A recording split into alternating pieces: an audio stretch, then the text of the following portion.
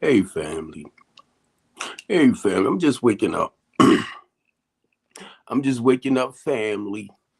Hey, family. I'm just waking up. So please forgive me if I look sleepy, if I look tired, because I am. But today is B Moore's Real Teen Talk Show. B Moore's Real Teen Talk Show. B Moore's Real Teen Talk Show. For some reason, my Instagram is steady saying poor connection. So do you need to be on the other side of the room? Huh? Come on. Come on. Do you need to be on the other side of the room? Okay, I'm talking to my iPhone, y'all. So y'all know I'm still sleepy, okay? Um, this is real interesting, what I'm about to share. Now, Be More's Real Teen Talk Show is about giving our youth, when I say our youth, a voice, I'm talking about basically our children. Let me put it like that. Because I have a 21-year-old now son. I have a 23-year-old daughter. I have a 25-year-old daughter, which is my stepdaughter. I call her my daughter. She's my daughter. She's my daughter. And I have a 29-year-old stepdaughter, which is my daughter, which is my daughter. And I have a 35-year-old daughter, which is actually my daughter. And the reason why um I came up with the Be More's Real Teen Talk Show. And it's a lot behind it too, like the multi-purpose center. Cause little Steve plays sports. He plays soccer. So the whole goal is to take some of these like sports, music, dancing, art, theater, stuff like that. Take them into these recreation centers because this is some of the stuff that we grew up on when we was younger. Music, art, theater, dance, and stuff like that. So the reason why I do what I do, because I'm older now, but God has a tendency of taking me through my childhood, you know. And that's why I do the things that I do for us to, we have to listen more to our children. Because I had a very, very, very, very interesting conversation with my 23-year-old last night who wanted to borrow $100 from her dad. But she said she was going to pay it Saturday, last Saturday. She didn't pay it. This is another Saturday. And be honest, she wasn't going to pay it. She knows she wasn't going to pay it. She didn't want it because I was telling her basically what I was trying to teach her, which it turned out into a whole different. It went boom. Well, anyway, what I was trying to tell her was she wasn't catching. Anytime you borrow money from somebody, you said borrow, and you said I will give it back Saturday. You supposed to have gave it back Saturday. And just because I'm your father and I know and I understand, be honest, she wasn't gonna give it back. She wasn't. Then she sent it to Apple, knowing Apple Pay. Now I don't have, well, now I gotta go and find a way to take it from the Apple Pay and send it into my regular account. Right? But anyway, let me finish. And I'm gonna be straightforward with y'all. We on here and we texting, we just texting. So I'm this bad father now, right? I'm the monster. I said, I had texted her and told her it hurt my feelings because she didn't offer me, because she started working again on the 2nd, so she got paid yesterday. But she ended up giving her brother $100, but she didn't give her father his $100. She come tell me, I just got paid, and I just didn't. I just got paid, and I'm listening to all the justification, right? Hey, what's up, mama? And mama do, hi, baby. And I'm listening to her, right? Justifying everything. But basically, and I mean, it went all around the world. I became this monster of a father, this and that, and be honest with y'all, after I finished talking to her about 4 o'clock this morning, texting each other, I blocked her butt. I blocked her egg. You don't talk to me like that. I'm your father. You know, blah, blah, blah, blah, blah, blah, blah, blah, blah, you know. But I unblocked her. I unblocked her. Hey, Tashawn. I unblocked her, right? Because look, I was coming downstairs because I had to hurry up and get my coffee together, right? I had to get my coffee. Here go my coffee. And it took me back to the Teen Talk show, giving our youth a voice. You get it? Because I had to get it. That's the whole point of us being parents, is to be there to listen to our children. And they going to say stuff out their mouths that we don't approve of. But the point is, listen. I taught my kids, right? I was gonna say my girls, right? Because I only had one son. But my girls are very, very independent women. All of them. My oldest, 35. She got 2 kids by the same guy. He don't really help her raise them. My daughter is ooh, I know it's not a CNA. She close to a nurse. She just one step from being a nurse, right? So she take care of her home. She take care of everything, the car payments, all of that. Not the baby father. But I taught my children, my girls, how to be independent women. And sometimes when I look back at it, y'all, and not being smart, I'm like, oh my God, did I create monsters? But then on top of that, they end up talking to guys that can't provide for them the way they provide for themselves.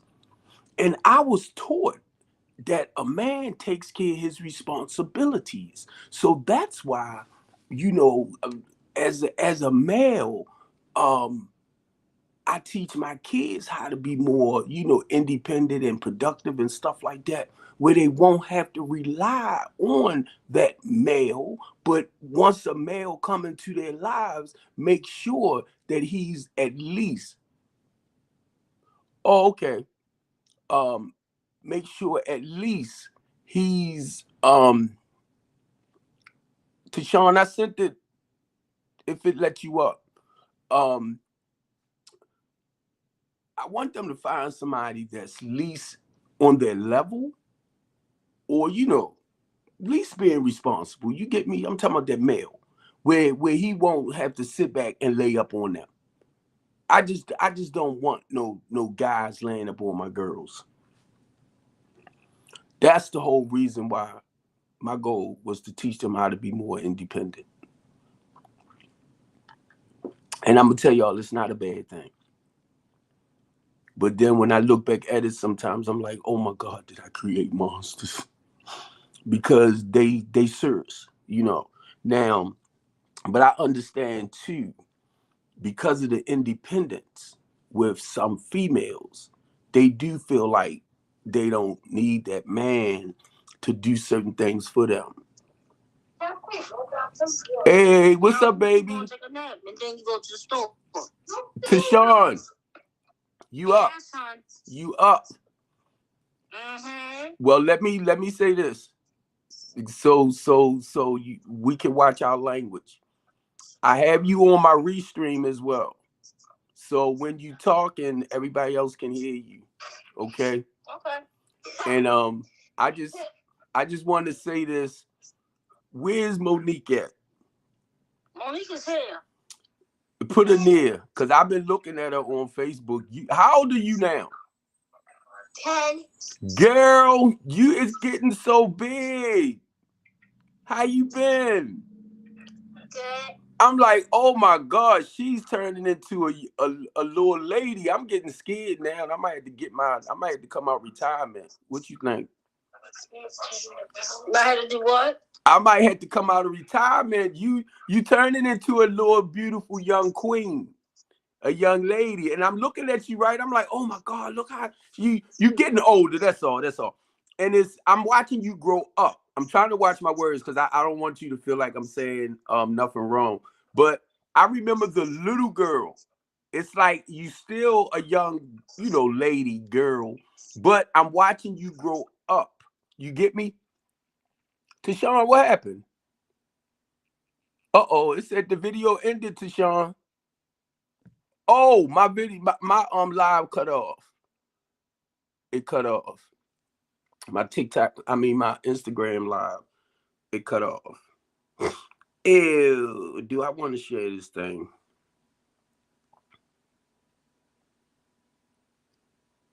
Excuse me, y'all. This cut off for me.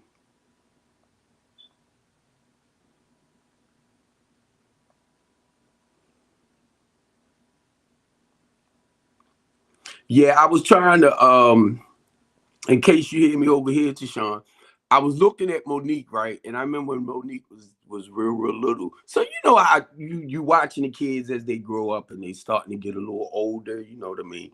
And see, us as grown-ups, we have to watch the way we say things, because some of them, some females mainly, tend to think you might be talking bad about them, but that's not what it was. I'm watching her transitioning into a beautiful, she always been a beautiful young baby anyway, or young lady, right? Or princess, right? She always been, but I'm seeing the little girl turning into a beautiful young lady or princess. You get me? So that's what I was saying, Monique. That's what I was saying. I'm watching her grow up. I'm looking at her mother take pictures of her, and I'm like, she ain't the she not the little, just like with my girls. I watch them as they transition, and not only my girls, women, the B Moors, Team Talk. And not only my daughters, and I'm sorry I jumped from what I was saying about my daughter, but when Tashawn came in, it kind of, which it wasn't nothing wrong, Tashawn. It was just I was letting you know I was live on these other platforms as well. And I know me and Tashawn, sometimes we can kick it. Look, keep it really, really real. So that's why I was trying to let Tashawn know. Because me and Tashawn, I call her Big Head, she called me Big Head, so we call each other names, right? And I didn't want her to start saying certain things and not knowing that I wasn't just on Instagram. I'm on TikTok too, Tashawn, and I'm on YouTube. I'm on two of my Facebook pages. I'm on Twitch and I'm on Twitter as well. So I'm restreaming from one platform, like I'm right here on the couch. Wait a minute, y'all. I'm on the couch. Come on, share. I'm on the couch, but I'm doing the Teen Talk show from the couch. Wait a minute, because as soon as I make sure this go through. Well, anyway, let me kind of get back. This is the importance of the Teen Talk show, right? Is we have to listen. And our children are going to say stuff out their mouths that we might not appreciate. But what I had to understand, don't take it personal. Don't take it personal. Because one, um, and it went a little way to the left, where she made a statement too about me uh punching, like me using her as a punching bag.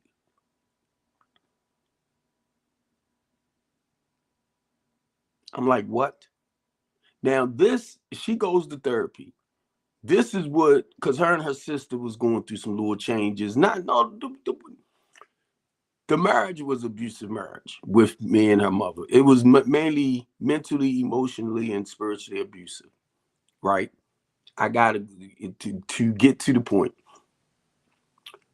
The marriage was verbally, emotionally, and mentally abusive, and my kids seen this. That's the reason why I walked away from my marriage, because I was sick and tired of my children watching what was going on with me and their mother. And they and their eyesight, because daddy arguing with mommy, and I might push her to get her to go upstairs or just get away, something like that. It's like he's physically or he's hurting mommy. That's the way they seen it. But now that they're older, because they were so used to seeing this type of stuff, it's like I watch my daughters, and my daughters is emulating a lot of the stuff that their mother, right? So my 25-year-old had went to therapy to help just deal with life in general. My 23-year-old now is in therapy. So a lot of that came out, but it was like the finger was being pointed over here.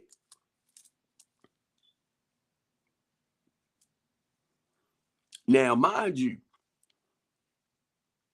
because of where I'm at spiritually, because of where I'm at as far as working on myself, I know how to go inside of Steve. So, whatever issues that's going on in my personal life, I know how to address them where I don't need to go to therapy. I don't need to go to a counselor. I don't need to go talk to someone about that. You know why? Because I'm basically doing the work myself. Now, if I do go, because I will go, that's why I always encourage other people. I will go if I feel like, say, like certain things are spiraling out of control. And I just want to make sure that no matter what, I'm still on the path. You get me? That's the reason why I will go to a therapist and talk to them. But now, the moment I tell them that I have, like if I tell them I have 31 years clean, because it happened when I had 17 years clean, and I will go every few years because sometimes you can't see yourself. That's why I say we have to pay attention to our children, give them that voice. See, because a lot of us don't know how to do that self-evaluation.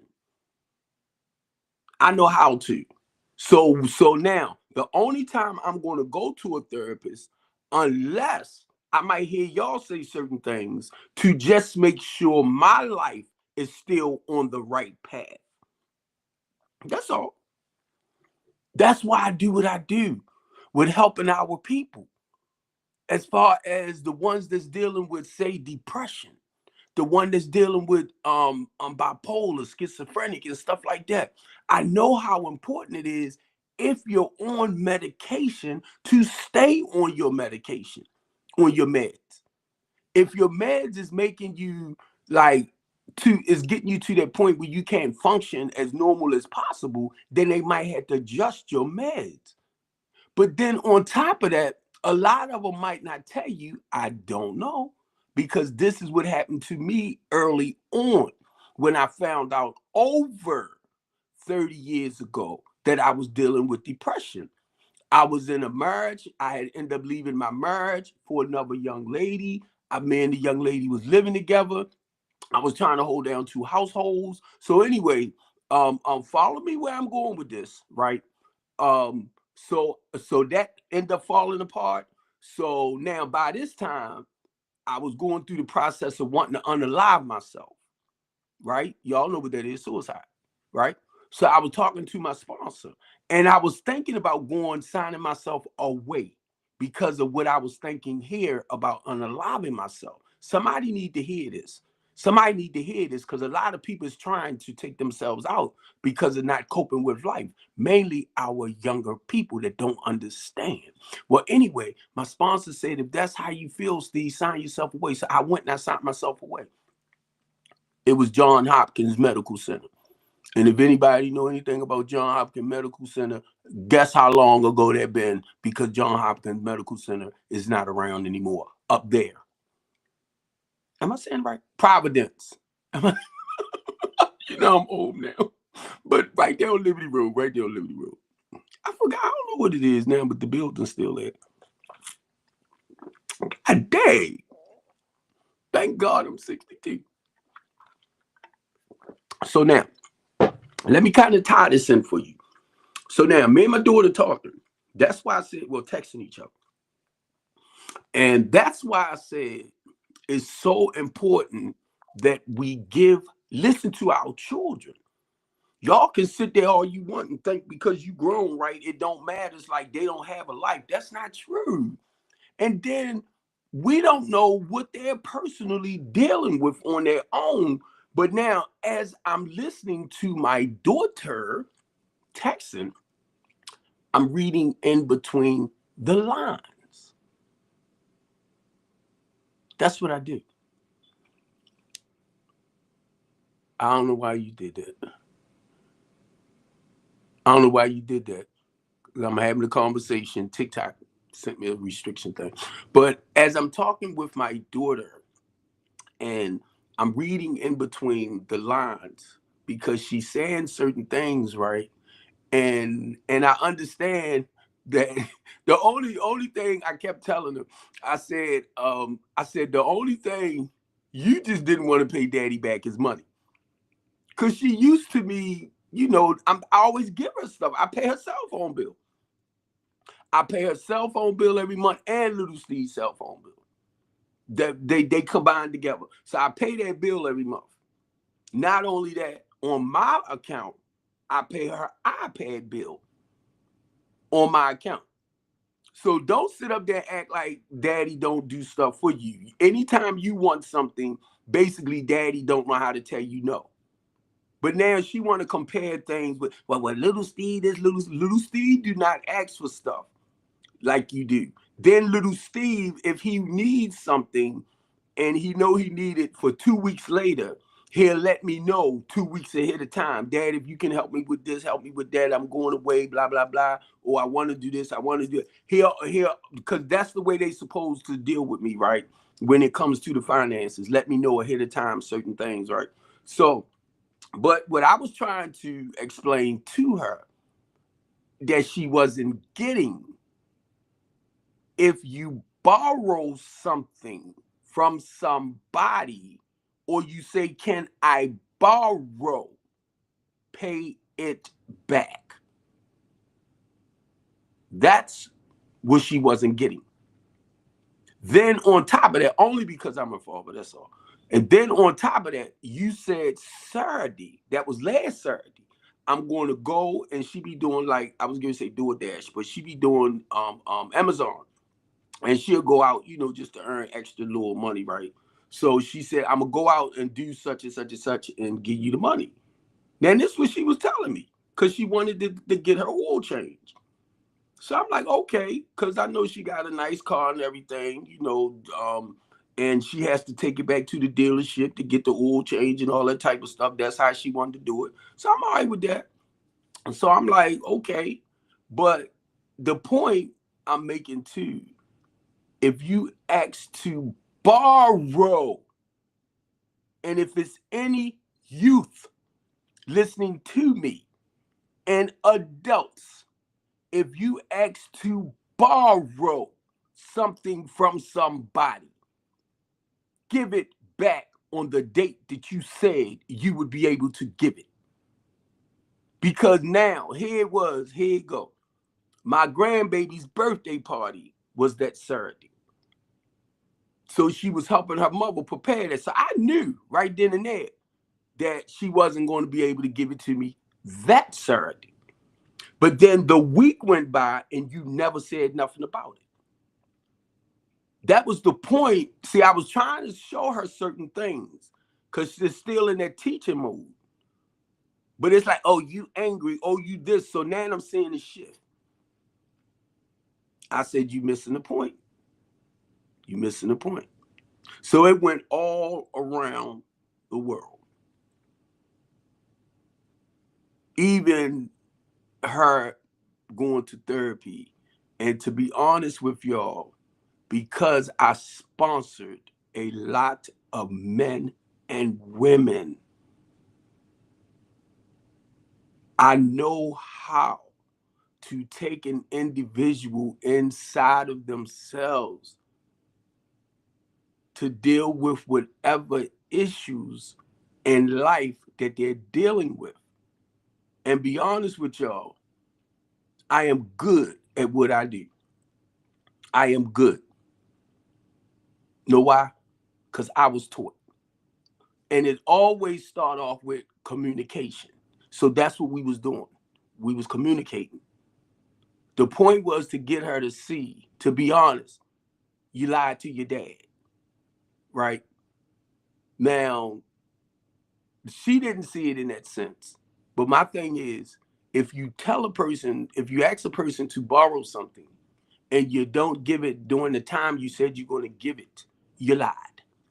Whether you like it or not, you lied. You don't have to lie. And even if she said, Dad, I need you to help me, give me such and such to get my oil change, fine. I know you got a more up to modern day car. You know what I mean? I know how important it is to keep your oil and all that up to date because of the engine, all that. I know all that stuff. But as your father, basically, I'm gonna watch out for you anyway, right? But then, yeah, you got paid. But this basically now is another Saturday. She sent it to Apple Pay. So now I got to find out how to transfer it from Apple Pay over to my money. I said, you still ain't give it to me because it's stuck in Apple Pay. I don't use Apple Pay like that. So I have to go into my wallet and I have to find a way to download it into my Chime account.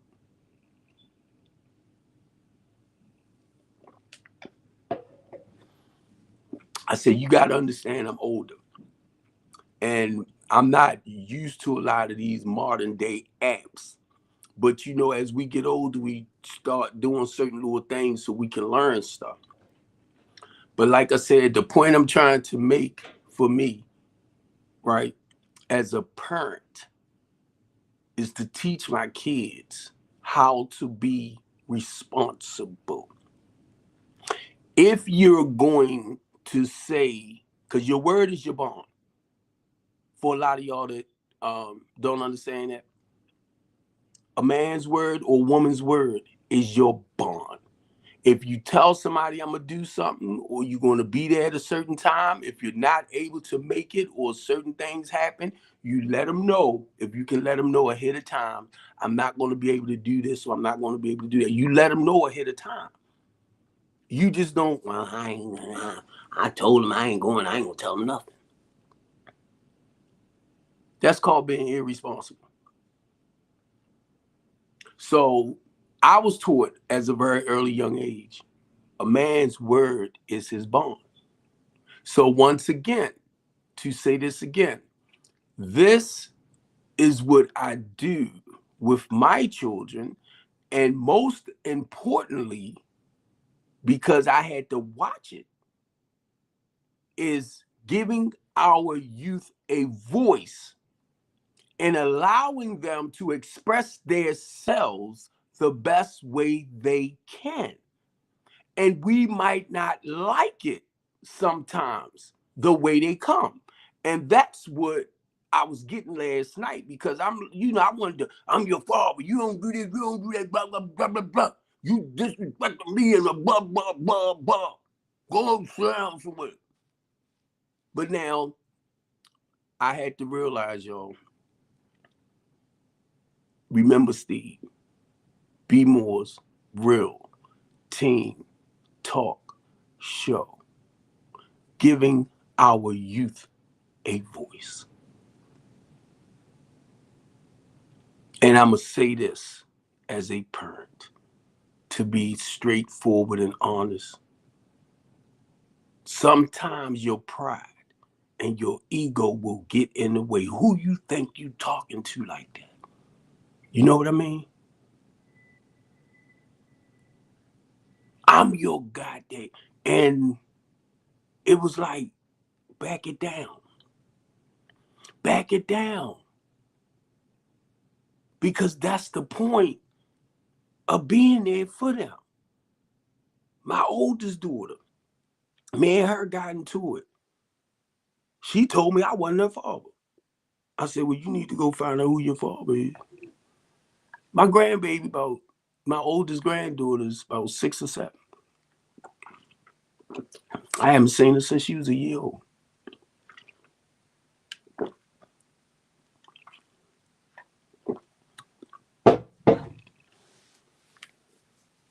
I ain't do nothing to her because of the stuff that she was going through with her baby father. And I'm starting to realize this with females. I'm the problem. Oh, no, he's not. No, he's not the problem. Because I taught you very well. If you choose to continue messing with somebody that disrespected you, this is the stuff I was trying to teach y'all. I know how hard it is to walk away when you really love and care for somebody. I know how hard it is. And I'm talking about my daughters. So here go my 35-year-old. You mad at me because something ain't go right with you and your baby daddy. I taught you better.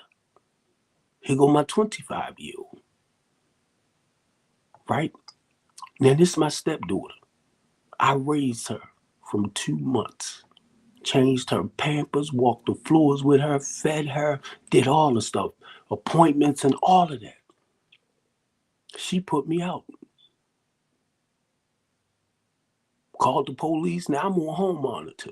Now I'm sharing this with y'all because this is the teen talk show. That broke my heart. I raised you and you talking to me like blah, blah, blah. But it wasn't me.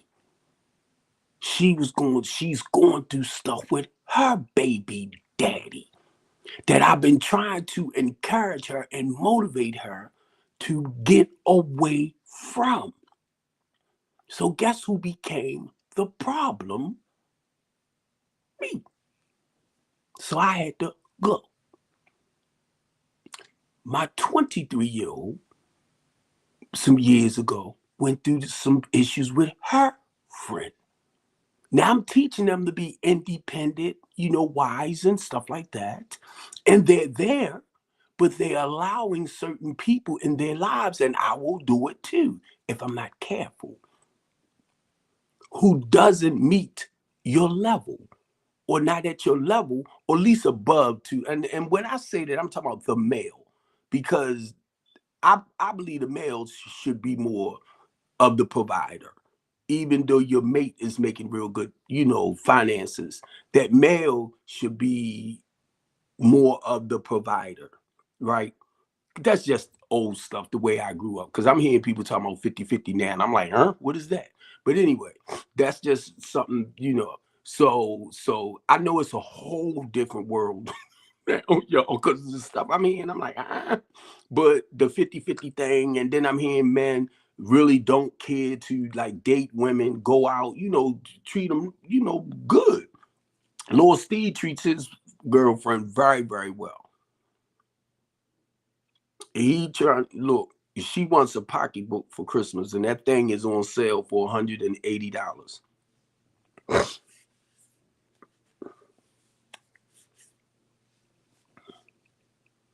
But that's another story, because that's my son. But anyway, now, one of my daughters was like, I wished I had a boyfriend like Steve, because they always doing something, him and his girl. And that's how I want Lord Steve to be towards the female that's in his life. Now, my daughters, and I understand women go through, and we all go through trials and tribulations of, excuse me, the type of partners we let in our lives, and then we love and we care. It's not that easy to let go of that person that really don't want too much out of life. And I'm not trying to knock nobody, but I'm talking about the mama's boys. It's your fault when you think it's okay for them to live off of females and not be responsible and productive because you treat him like he's a child. My mama taught me to be responsible and productive, and that's what I was telling my daughter last night. Cook, clean, sew, all of that. I've been working since I was 14. My kids started working at 14. I'm talking about my girls. So they're very independent females. But then when you have mothers who babyfy their boys, but they are men, and you babyfy them, it's a hazard towards that female.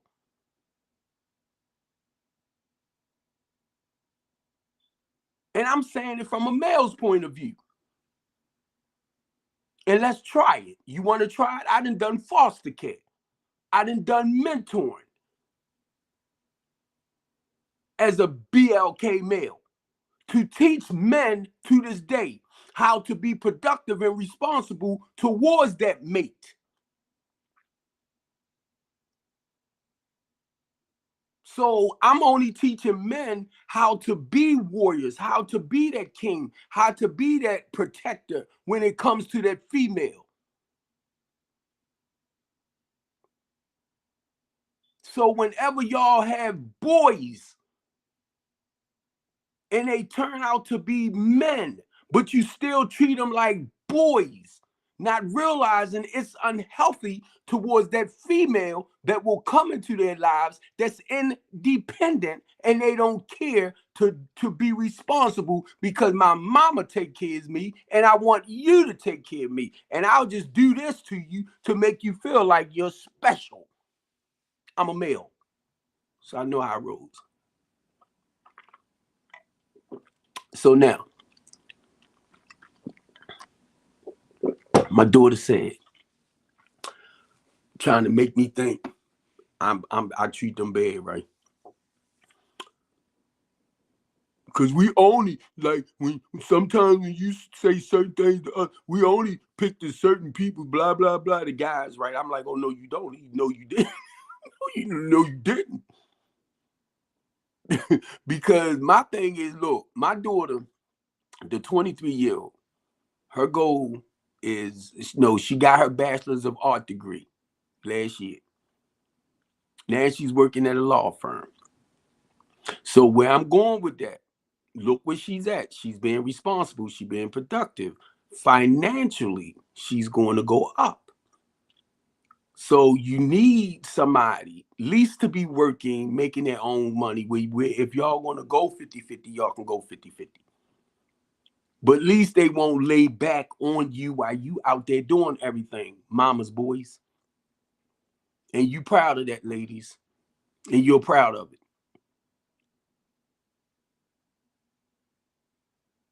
And I'm just speaking from a male's point of view. So we talking, right? And everything she's saying, I'm like, no, daddy taught you better than that. I taught them how to be responsible, be productive, not just me, their mother. But I can only share from my point, right? Where I'm at as a father. And like I said, because I was always taught how to be responsible and independent.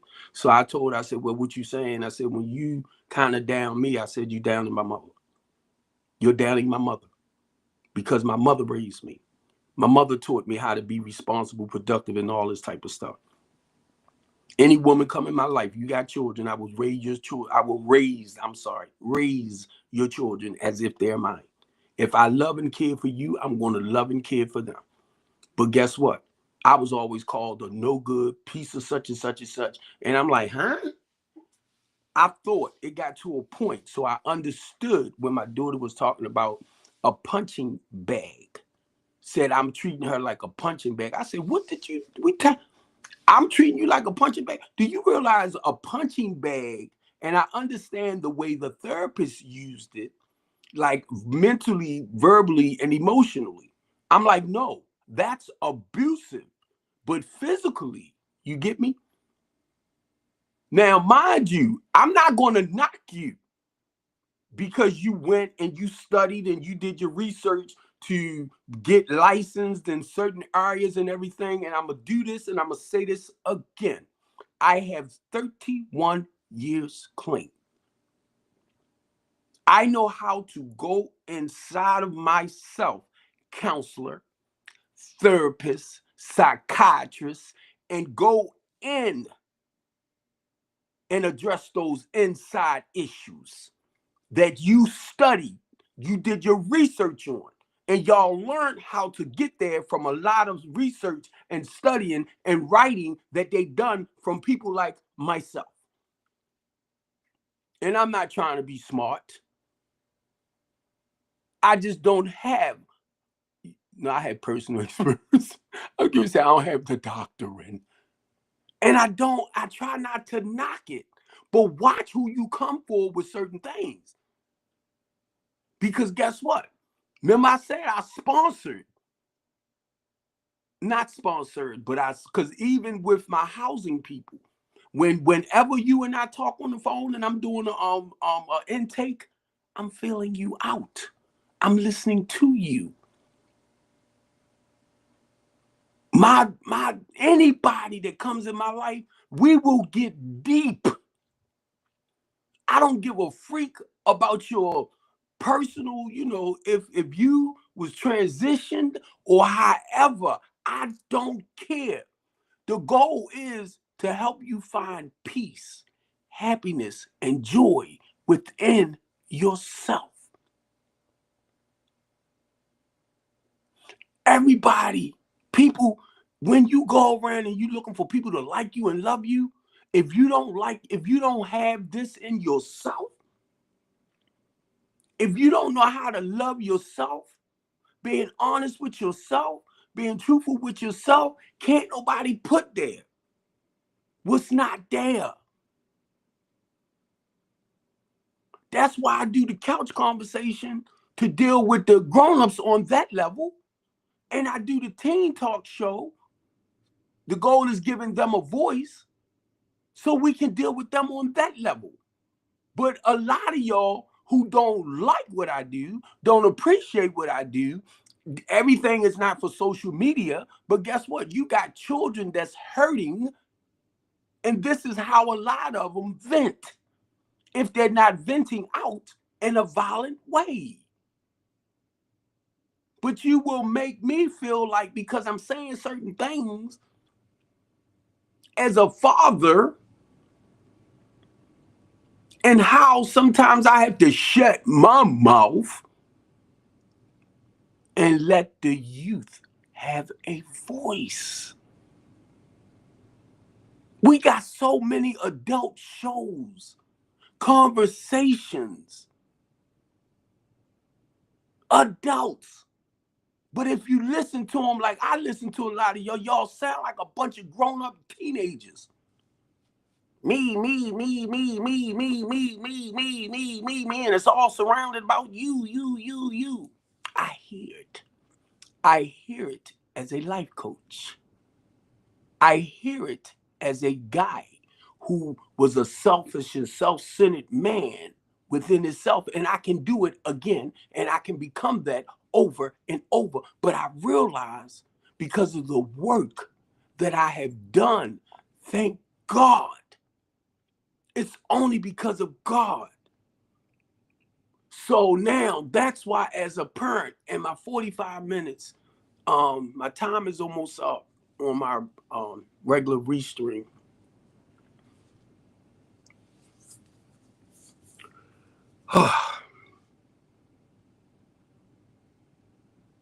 I try to stick to the 45 minutes.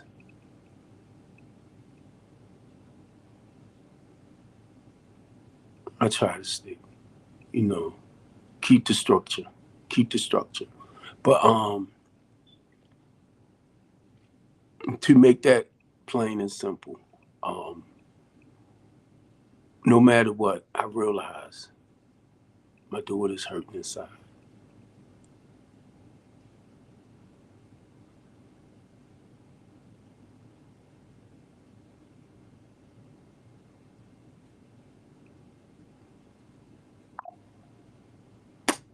Um, as a female, daddy can only do but so much.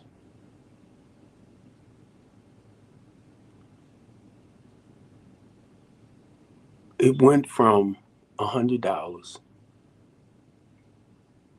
to all of this. And I'm going to share this to you therapists, to you psychiatrists. I know y'all, because of the HIPAA laws, catch it.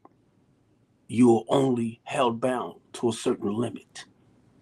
The difference with Steve Copeland when it comes to dealing with people,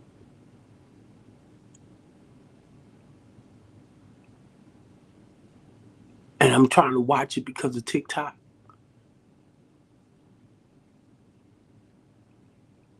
We don't know if they've been touched. We don't know if they've been violated. That's why it's so important to give your goddamn kid a voice. Let them talk about where they at, what's going on with them, and don't get mad with them when they say things that we might not appreciate of. That's the point of listening. That's the point of giving our youth a voice. We so caught up into our bull junk. I'm 62 years old. I done did the live the life over there. Then slept with many, many, many, many, many, and I can go on and on and on and on, women, to fill that emptiness I was feeling inside. That void. Because you're there physically. Are you there for them mentally, emotionally, and spiritually? I lost my mother at 26. I remember my mother asking me, Steve, what is wrong with you? What is going on with you? During that time, I'm doing all this and that, right? I couldn't tell her because I didn't know. She gone. And I'm clean and I'm like, Ma, this is what was going on with me. Because now I can tell her. But she's not here to listen.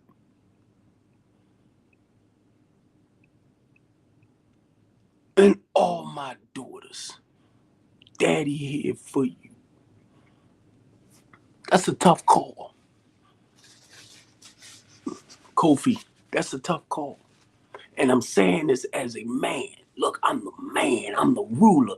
When I say this, when I say that, you listen. You know what I mean? But then it's like, no, you shut up, Steve.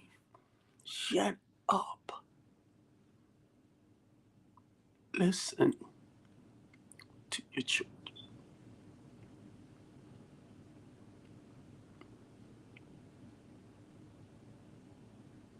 Listen. We might can't fix them. And I just thought about that. We can't fix them. But we can listen. We can say stuff like this. Come here. Give me a hug. A squeeze. I got you. I got you. And with everything I'm going through myself, with everything I'm going through on a personal note. When you got children, it ain't about your ass, okay? And then again, it is, because you got to be straight first in order. But it's not about us as much as we would want it, like that front attention, like it's me, me, me, me. When you have a family, and a lot of men know this, a lot of women know this. Mainly, I told somebody the other day, and they was talking about the church, and they was talking about the building. I said the women are the church. It's people that comes through them. Life.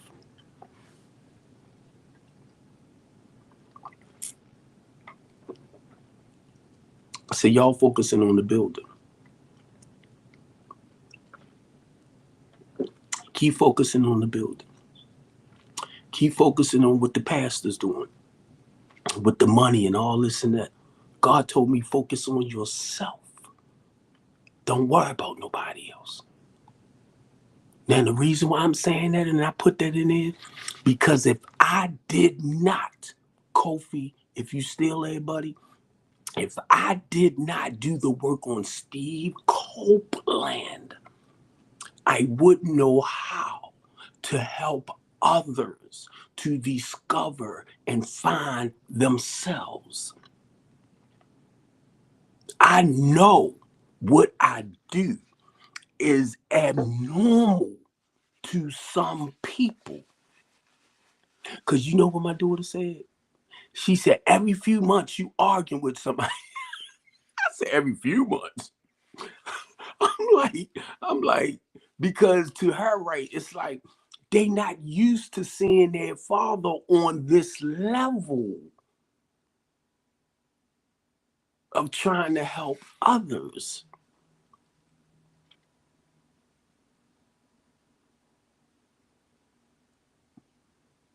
And guess what? Look at what I was saying. I'm talking about my own life. Look what's been going on with me, right? Look what's been happening with me. The rest last year, what I'm going through now with the home monitor, all this type of stuff. That bothers them too. Because they can't really see their father the way they want. Like, we can't go to dinner. We can't go out. We can't go to movies. Look, y'all say this right here. Well, at least you home. True. I can't even take my kids to dinner. I can't even take them to the movies. I couldn't even go visit nobody for Thanksgiving. So sometimes watch what you say. Yeah, I'm home, but I am still enslaved. Just the way they want me. Because guess what? When you get on here or in the streets, for a lot of y'all that like to do this, but not into the community, to warn your people about what's happening amongst them. Because I was blind to a lot of it. I couldn't see. Right now, I wish I didn't see a lot of what I do see. I wished I was blind. Not really, but I just not really. Don't take that person. Don't. But I wished I didn't see the reality and how stuff is designed the way it is. And then it's a lot of people that see what we see, but then they do this. They turn the other way. I'm going to bring it back down because the reason why I'm saying what I'm saying is the reason why I do what I do, because I have children and I want them to be better. What's up, Plus? Than what I was when I was coming up. I came out of school in the 10th grade. Last grade I completed was the 9th. When little Steve graduated, plus I felt completed. And he graduated, but I felt completed as a man. Because my son did what I didn't have a chance to do.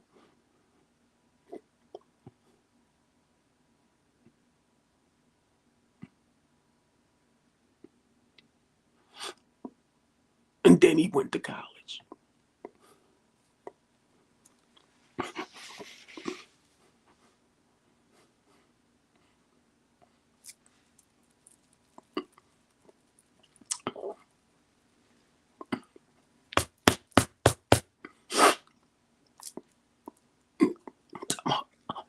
Talking about as a man. As a man. Do y'all know how that made me feel? My son is like my hero. My son is my hero. Now, I grew up without a father. I didn't have that man to look up to. Do y'all know my son is like my hero?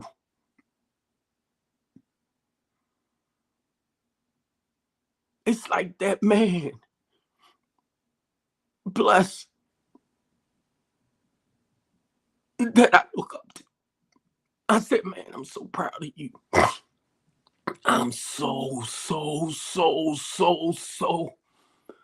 Whew. Do y'all see why I do what I do? Because I want some of y'all to feel this shit. And not only feel this shit, but embrace your babies, y'all. Embrace your kids, man. Embrace your kids. I'm so proud.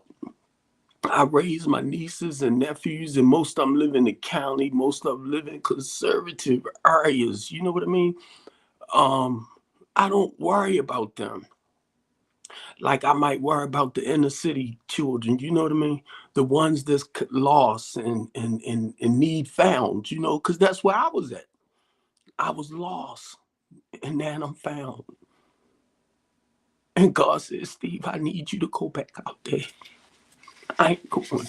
I ain't going. I was doing it all along anyway, right? But on a different level. I didn't realize it. And I'm looking at my kids, y'all, and I'm so freaking proud of my children. I'm so proud. And then they ride me around because I can't get to my green truck. I got to get my truck fixed. I got to get my white truck, need a window in it. And all this stuff gonna be straightened out. That stuff I ain't even worried about. Even if I have to get new stuff, I ain't worried about that. But I'm just saying. But I'm gonna get back to, and I'm doing this as a parent, y'all. I'm doing it as a father. And the goal is to get our children a voice. And I'm going to tell y'all personally, it is hard as a parent to let them say what the freak they got to say. Because I'm telling you, last night I was like, I don't know who you think, you know, we talked to me like, B Moore's Real Teen Talk Show. Giving our youth a voice. So I'm just sharing it personally with y'all from a parent perspective. It was like, who the heck you think you talking, you know? But then it's like, that's what you there for, so that they can express themselves in the best way they can.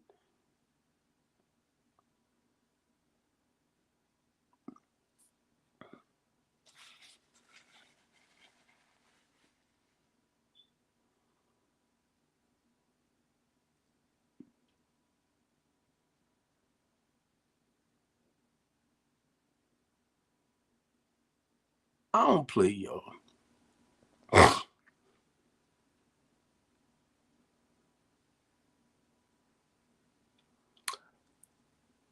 When I got up, it was 1:15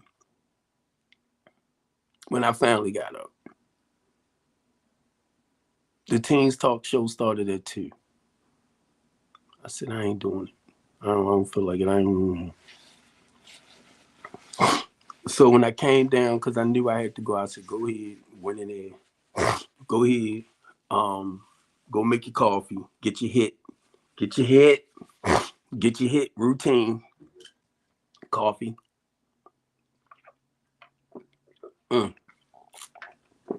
Good too. Diet Pepsi. Addicted. I'm addicted. I'm addicted. Diet Pepsi.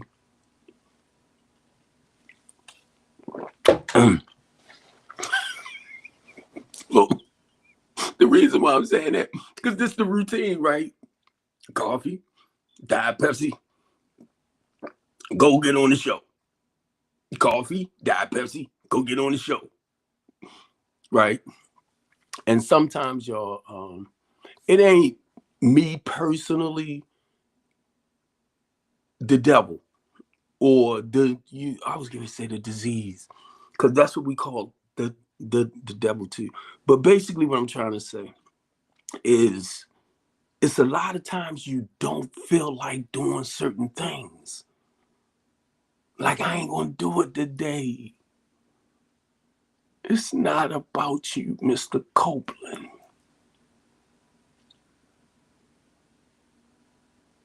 And I'm talking to the parents. And I'm talking to whichever, young people might be glancing in. It's okay. It's okay. It's okay.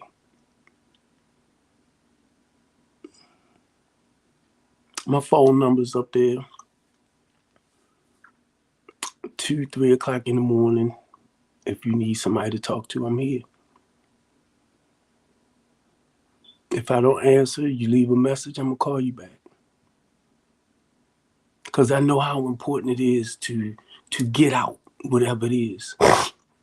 And I'm not going to mention my man's name, but I appreciate him yesterday. And I know he probably don't mind me saying it, because he was so open and straightforward. He's a swinger. He do this, he do that. And he was just, I was like, man, thank you.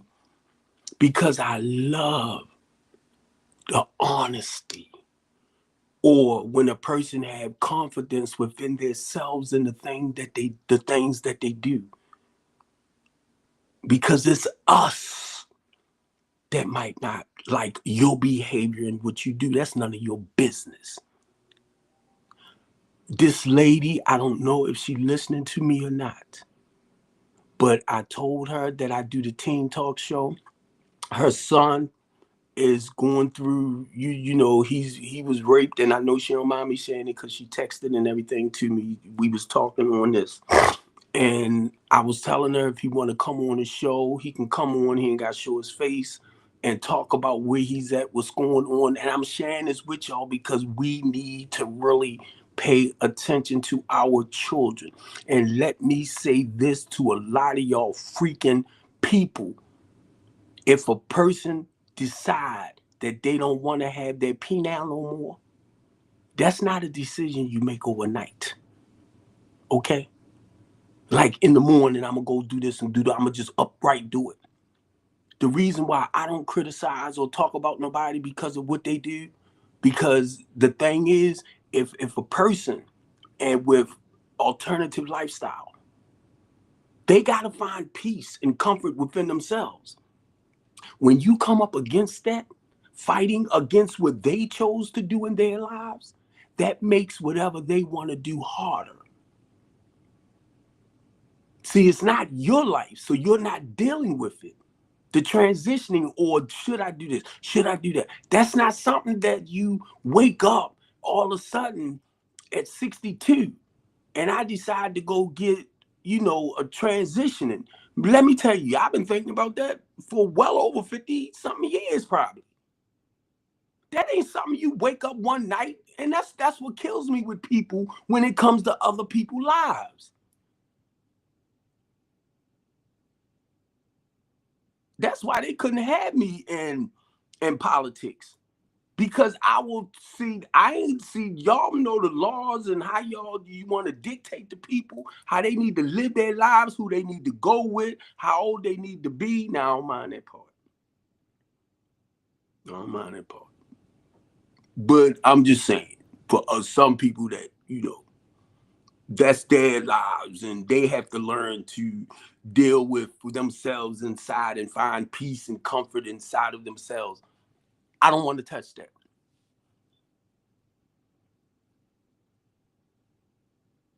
Now here it is. Here it is. I like women. I'm gonna say half my age too, right? I like women. Tomorrow morning I'm gonna wake up and all of a sudden I'm gonna like men. But I want men with beards longer than mine. Tomorrow when I wake up, if I wake up tomorrow.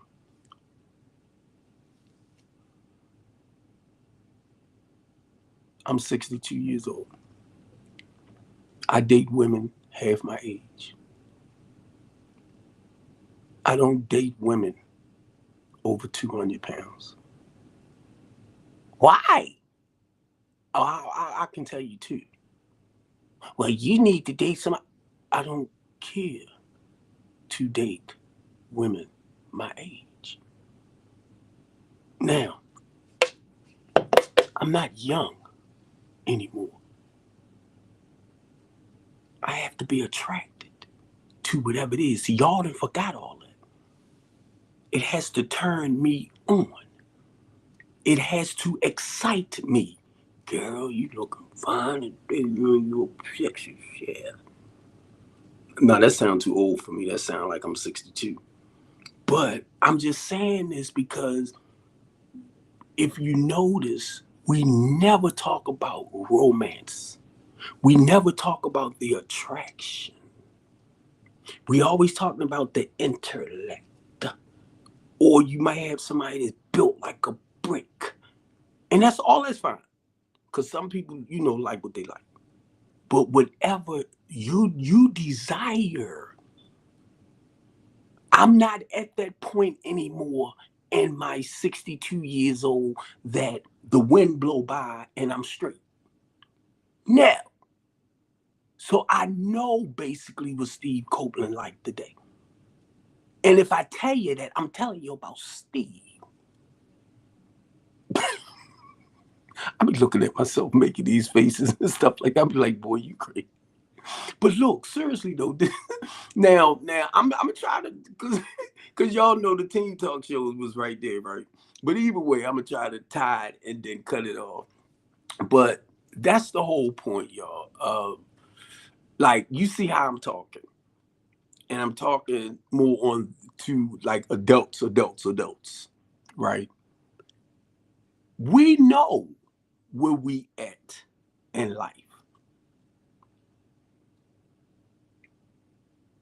A lot of us know because we lived it. So once you get a certain age, like 62, a lot of the stuff that I did back then, I don't care to do today. It doesn't turn me on like that. I want somebody, and I said this the other day too, like take walks in the parks and all this type of stuff. And somebody said, "Huh, it's kind of dangerous out there now." It's a park over near Falls Road, where most of your white people at, and it's a waterfall. Real romantic place. And believe me, they ain't running up over there. I'm telling you. Then you have College Park back out that way. You have a lot of parks, or say certain colleges or universities that you can walk through that have some beautiful outlets there, that have wonderful places. Mind you, I drove the tractor trailer. So I know where a lot of the romantic parks are at because I used to visit them during my skipping days. Read between the lines, right? So it's like I want that again. I miss that. I haven't been in a serious relationship. I haven't been to the movies in years.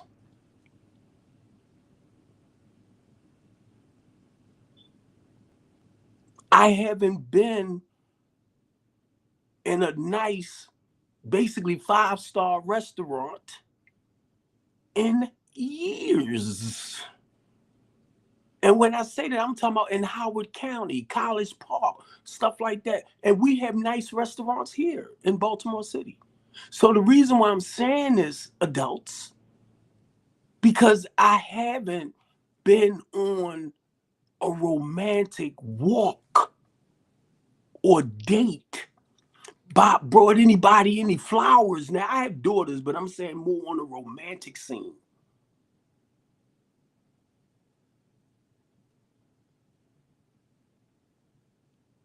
I'm missing that.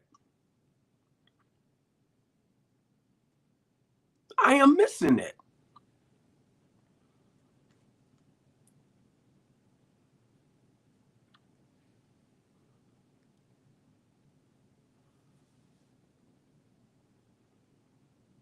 But because they had me on Hallmark,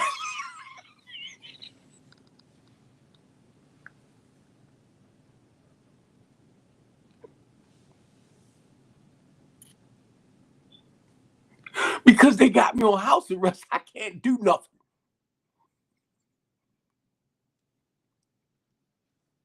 Y'all mother sucker.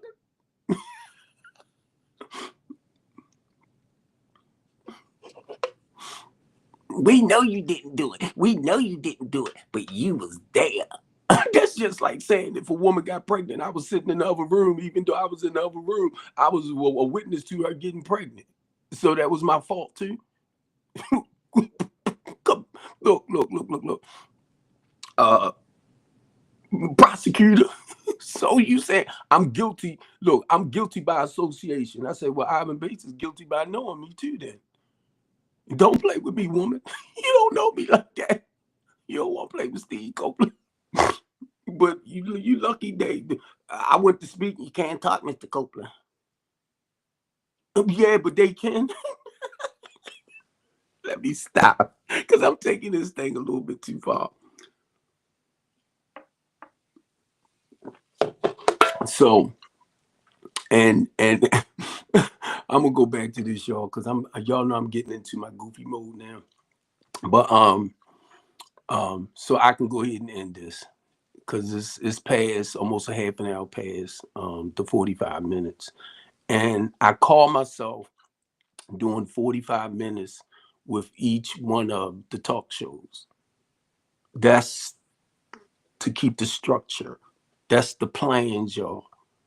But then once I start going, I don't know how God might guide me, stepping in with certain things.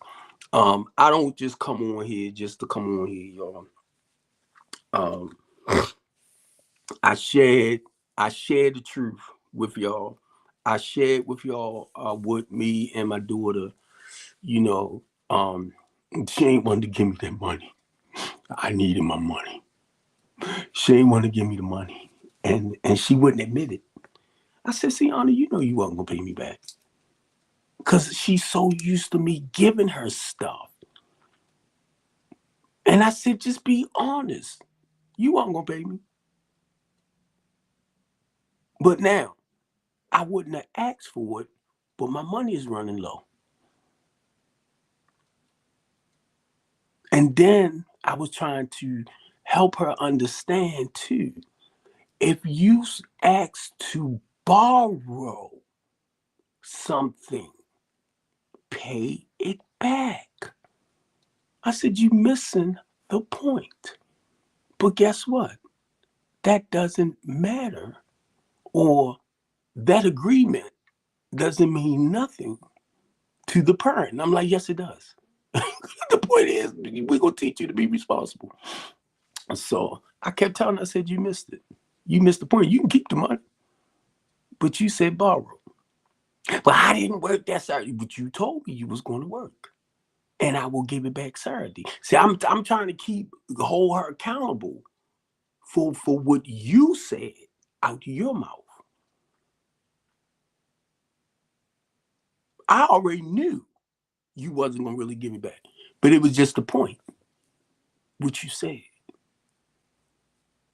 So parents, look, Steve can talk about Steve, right? Steve grown. And a lot of times, and I'm telling y'all right now, and I'm just being straightforward. It is tough. And I didn't realize, and I know how important it is to listen to our children. You know, to have that door open where they need to come and talk to us. They can, you know, that open door. Leave the door open. But the reason why I'm saying is that's a tough goddamn door. That's a tough door. Because sometimes that authority figure want to step in like, I'm your father. You don't blah, blah, blah, blah. But now, you the one to open the door. You get what I'm saying? So I'm understanding the point of humbling yourself, not taking what they say personal, but it's a message in there with them too. Because I know, number one, I'm looking at my oldest daughter. Now my 29-year-old stepdaughter, she just a thug, right? So we don't go through it like that. She's her. My 25-year-old, we kind of go through it because, you know, the three like boys, males, the other one like, you know. Now, my thing is, be honest, I don't even care for I do. Let me watch that. I have to watch my words. For the males that's in their lives, I call them son-in-laws. But the reason why, because I know they care for them. But the thing is, if you in something and you going through heck in it, and it's unhealthy, sometimes you have to remove yourself. And I know how hard it is to walk away when you really love and care for that person. I walked away from my marriage. So I know how hard it is when you really love and care for that person, or you have a family. But I be darned if I'm going to keep allowing you to call me a sorry, no good, such and such and such and such and such, and I'm starting to believe that bull jump. Now I'm thinking that I have another head on my shoulder. Like who? What is she? What she see? Because I know who I am, and as far as being a productive, reliable man, I'm not perfect, but I'm here. And eventually, because of the mental, the emotional, the verbal abuse, men go through it too. Women, men go through it. I had to walk away. I didn't know until I went to therapy what was happening to me. So that's why everything that I'm sharing, that's why it's very, very, very, very, very, very important as parents to listen to our children. I don't care how old they is. You don't have to always try to fix them, but listen. I love y'all. I thank y'all. Um, if whoever looking, thinking I'm supposed to be professional, oh, I was real. That's the point of me when I come on whatever I do, it's about keeping it real. Even though this the teen talk. That's why I said keeping it real, because with the teen talk is giving our youth a voice. So it's about listening to our children as well.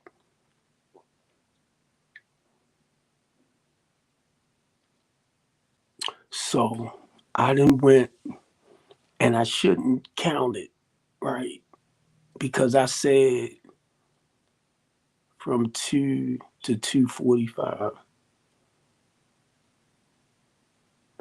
And it's now, I'm past my hour, well, my 45 minutes.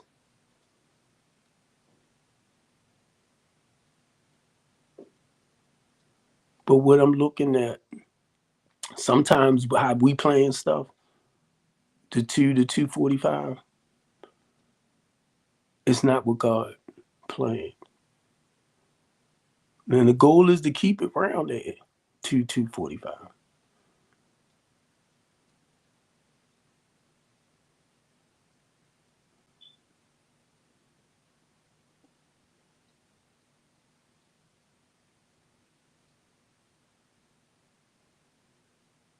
And share this, y'all.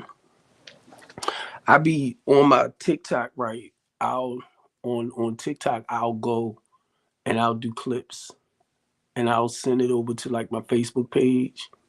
Some I'll send it over to like YouTube in a certain area, because if don't nobody want to watch the whole video or the whole live, I don't look for them to watch the whole live. But you never know.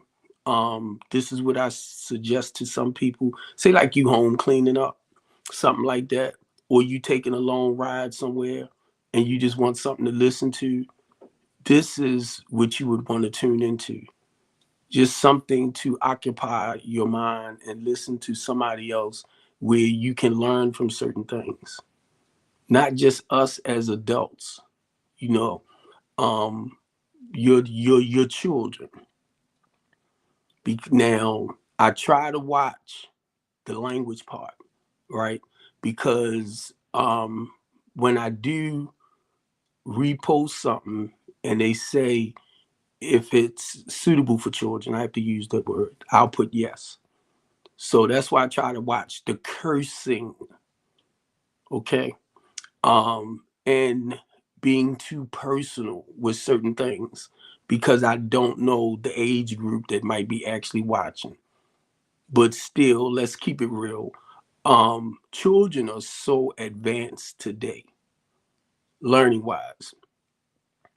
I'm looking at this little 11-year-old kid on this show with, I think, Bootsy.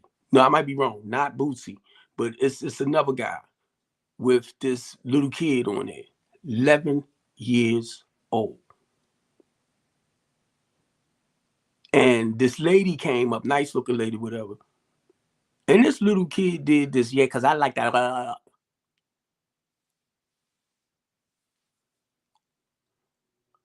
And I and somebody that screamed, that did that, paused it too and be like, what? I'm like, 11? It's a little bit too far. And to me, it's like, you ain't doing nothing with nobody. And that's basically what the lady has said. You ain't, but the way he did this, like he know what that was all about.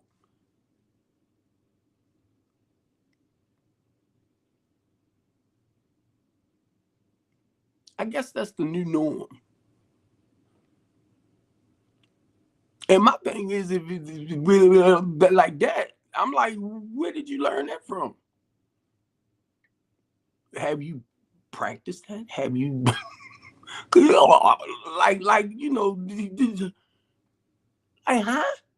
But now, mind you, because I'm older and time change, that's why it's so important for us as parents to educate our children, even in these areas of what to do, what you're not ready for, too. Or if you so to a degree advanced in that area at that age, where did that come from? And I understand we watch this and we watch that. I understand all that, but where have you doing this with somebody?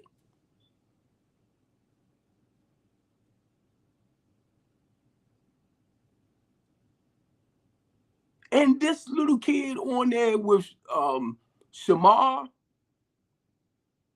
I forgot the guy's name. I know it's not Bootsy, but he's one of them guys that speak out a lot too. And they doing it. Is it on TikTok? I think it's on TikTok. But Shamar's on there. It's a couple of other ones that do little comic things around that comes on. I forgot the name of it, but it's like a little show that somebody produced. And it was just the adults, but now they bringing in children. And to me, that was like too advanced. That was too advanced.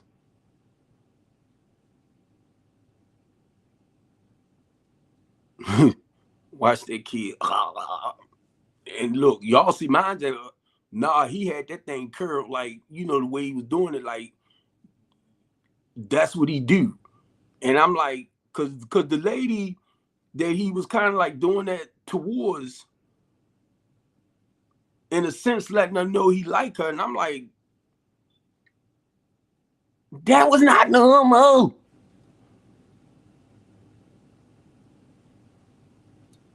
Where my belt?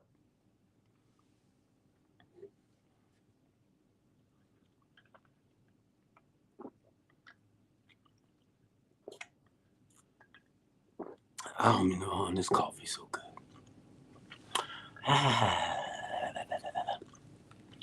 Thank y'all. Please keep in mind, I'm on the couch, right? And sometimes I'll be kind of like, why don't nobody come up? Why don't nobody do no. But then when I seen the lady on my stream, and that's the TV, because I'm trying to get into the TV thing with what I do as well, right? I'm doing all this by myself, y'all. That's why I said I need a team um, of people that actually know how to produce and how to do things, because I'm doing it a lot by myself. Editing, you know. So I'm learning as I go along. But I know in God's time, He's going to put everything right there. Um, Only reason why I'm on it, but I'm on the basic, which the basic is free, but I can only do one channel. I have three, so I have to remove my three TV channels off of there and just do one. So I'm going in to see which one is more active that I have stuff on. And that way I can just use that one, and it will it will televise 24 hours. So I can schedule some of these into it, and it will play. I can do my own commercials and everything, advertisement stuff. So if you have a business, you want to advertise your business, I can do it through what I'm doing until the financing start coming in. Once the finances start coming in, certain broadcast networks that you get on, whether it's YouTube, Amazon, to monetize, they charge you money for it anyway. So you might, like with Stream, you can pay for up to 30 platforms to stream to. But most restream platforms, from what I'm learning, are games. They are games. So it's a lot of people that play games. A lot. Even on Twitch, a lot of them play games on Twitch. So I need followers. I know a lot of y'all might be on Twitch too. But see, when I go on like Spotify, stuff like that, I have to go on the podcast part or the live streaming parts. So I have to connect with the ones that's doing live streaming when it comes to like the podcasts and stuff like that.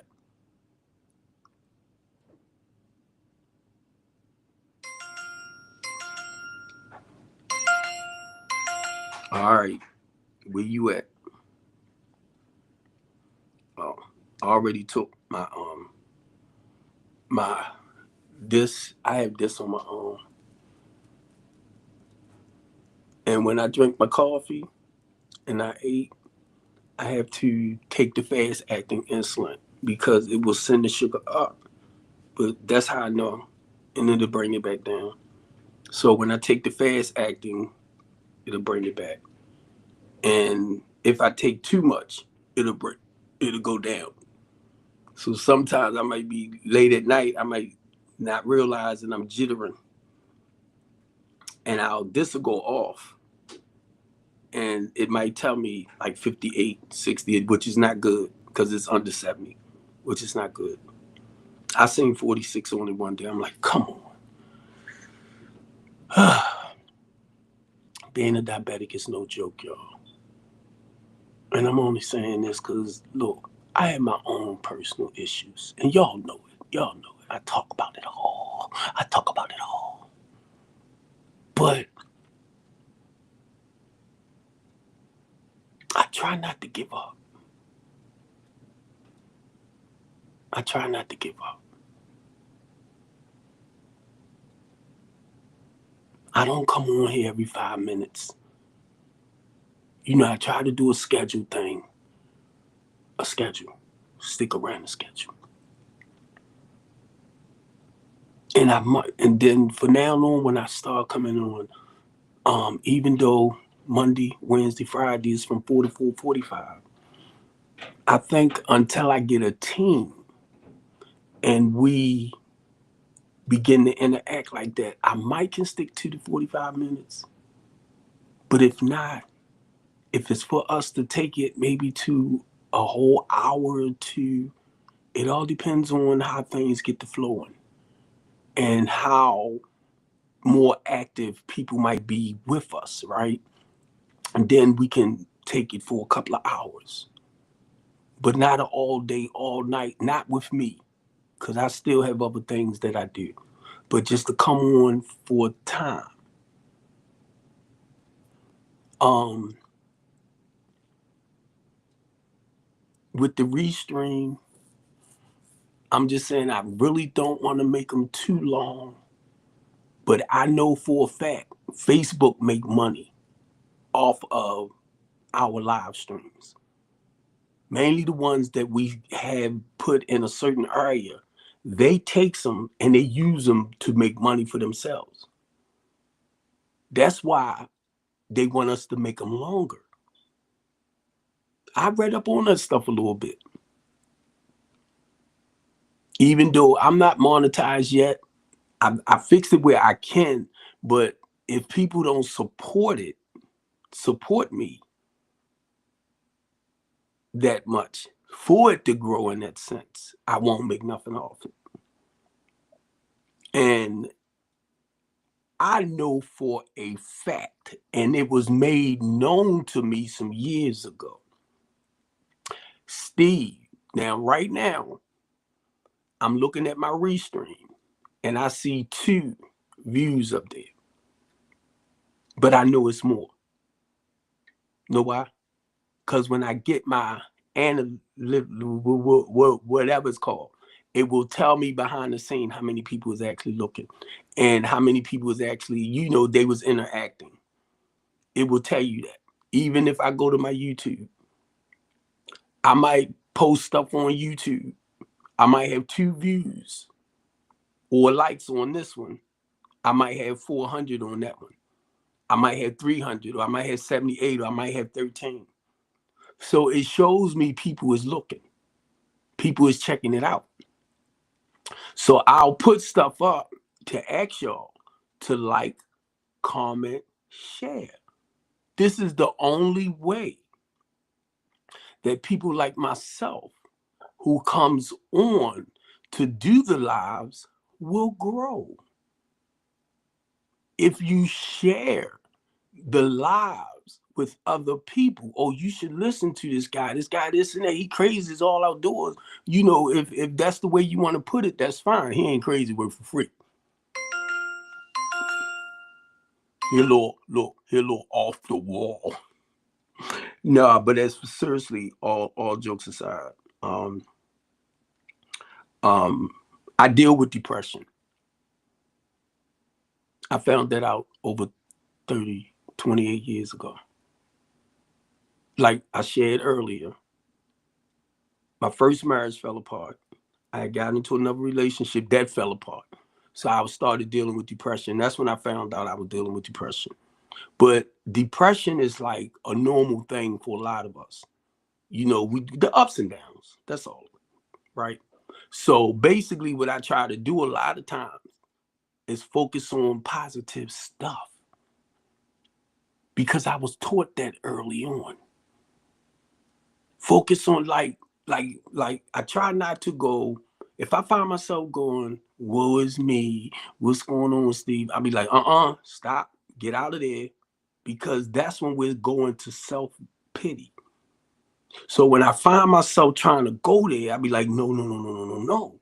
So I have to start doing something positive to stay out of there. So because I understand the process of doing that, that's what I share with other people.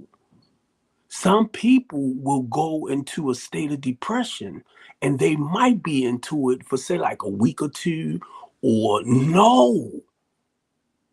They might, get in the bed and throw the cover on their head. They in self-pity. If I find myself self-walloping like that, maybe a day or two. But it's like, no, because you have to do the work to come up out of it and stay out of it.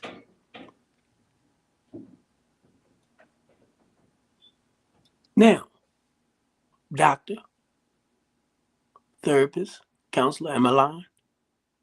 Because when I tell them the process, they be like, damn, well, what you need us for?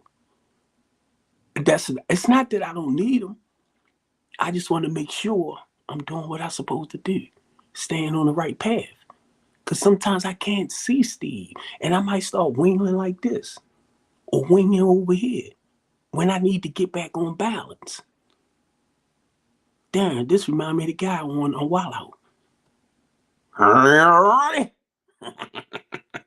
But look, seriously, all jokes aside, and I only share that with people to help them understand the process.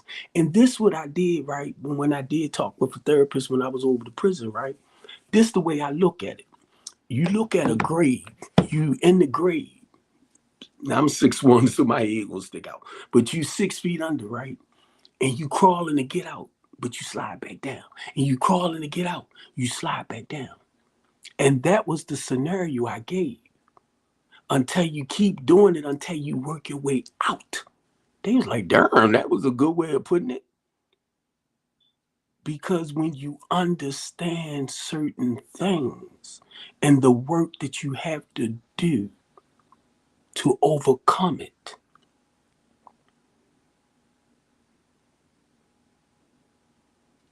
that's why the Teen Talk Show is so important to me.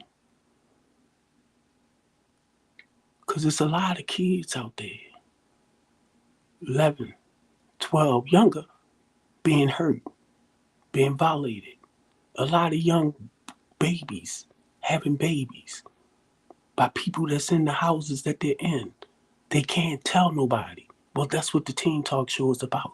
That's what the Multipurpose Center is about, where they have an outlet. Now, I was sharing this with somebody, right?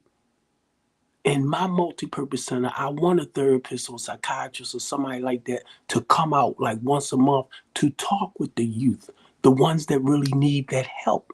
But they was telling me, now, you're not putting your license on the line because you are the professional to help them deal with whatever that's going on with them behind the scenes.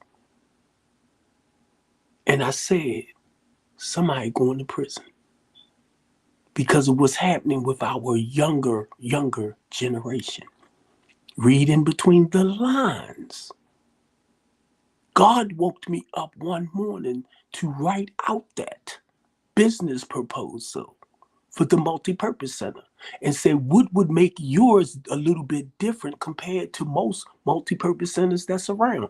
Anytime you're doing a business proposal, you have to fix it where yours will outstand that next one, which basically y'all doing somewhat the same. That's why we come together.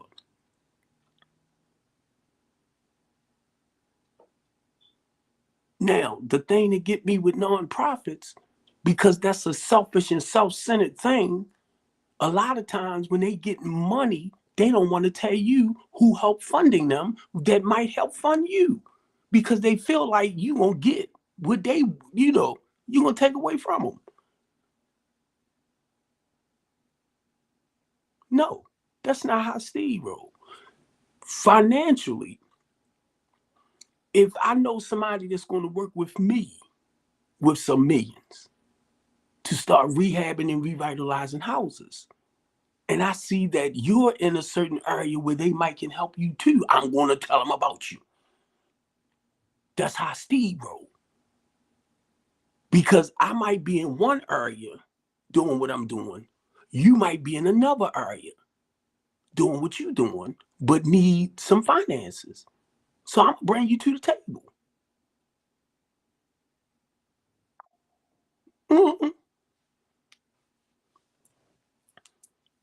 Because it's enough money to go around. It's just hooking up with the right people. And I'm telling y'all now, I've been praying. I'm like, God, please put some like-minded, God-fearing people. I'm just basically saying people who wants to make a difference, who's financially stable to help. Now, not only that, guess what? I got a guy that's working with me where I have to get my credit score up to 620. And he know lenders that will lend me the money for the $200,000 to $300,000 house for my housing program. So I was working with somebody, I call myself working with somebody to help get my credit score up to 620. But at the time, I didn't have the money to pay that person. I thought they was helping me on a free basis because they work with him.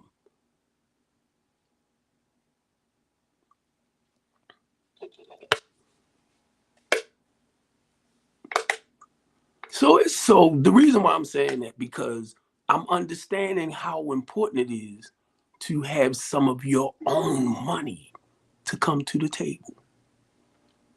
Now, it's people like Trump, your businessmen, they will invest other people's money into projects and businesses. But now they supposed to pay them a certain amount back because they are investors. And when you don't make the money or you don't get the return to end up paying them for their investment or for their money that they lent you, you file bankruptcy.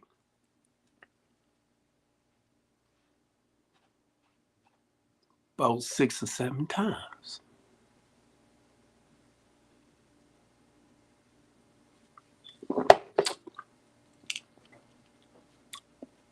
And some of y'all think that's slick, because he said that's what they get for lending him the money. And some of y'all think that's slick. And y'all will hear it. That's just like you giving somebody 10, $20 million. I mean, 10, get that too. I meant to say like 10, 20,000 to invest in a certain thing. And they say they're going to give you what? I'm going to just say 5,000 back off of your investment. And then you get the 5,000 where you can pocket that and still let them take the 20 and invest it more for you. But then when they lose it, because your goal is you don't want to lose your investment, your money. But either way, the goal is I'm going to pay you your money back with interest. And then if something happened where I can't pay you your money back with interest, then I'm going to file bankruptcy. I would never say out my mouth, if I can't pay you your money back, well, that's what they get for lending me their money. And that's exactly what he said. And a lot of y'all, it's like we hear things, but we're justified. Well, see, that's not really the way he was saying. No, the way he said it is the way he said it. Don't play with it, because you're fooling yourself. You fooling yourself. And then you taking somebody else's words and you want to play with it and you want to justify their stuff to fit your narrative. So the reason why I'm saying that, because that's stuff that I had to look at. Not now, I'm just talking about throughout life. A person's word is their bond. Whenever you put it out, it's out there. You can't play with it. Even if they didn't mean it, like you said, in that way, it's out there. It's how we interpret it. That's all it is. That's all you saying. I already know all that. So let me go back. And I really, y'all just don't know how much. I really thank y'all. Because I'm going to tell you, I did not. Every time I say that right, I did not feel like coming down here. And every time I say that right, because that's the physical part of me. I don't feel like it today. I ain't doing. But then when I do, and I say I'm gonna go and just stick to the 45 minutes. Now listen to what I'm saying. I'm gonna just go and I'm gonna just stick to the 45 minutes and bam, that's it. God said, nope. That's what you think, Mr. Copeland. Cause I'm gonna tell you, I went in there. I was still looking sleepy, and I don't know. I'm not liking this because in my left eye, left, I was told I have a cataract in this eye, and I do need to go to the eye doctors because sometimes when I look, it's like it's puffing over here, and I don't like it. But it's like it's puffing, so I need to actually go to, the eye doctors. I need to go get my teeth because I had a false teeth here. When I got locked up, they raided my niece's house and my niece moved because she didn't know what the heck was going on. I couldn't blame her. When she moved, the landlord threw all my stuff away. And whatever that was left in the house, because she just packed up whatever she can, her and her son, and they like, pew, which I couldn't blame her. I was mad because the police did her like that. I want to cuss them out. See, I ain't scared of them. I'm going to tell y'all a reason why with our police, they are human beings like us. And y'all will, the badge, their position, freak you. Let me make that clear, because the same way y'all can sit back and hurt us, y'all can get hurt too. That's what I realized as human beings.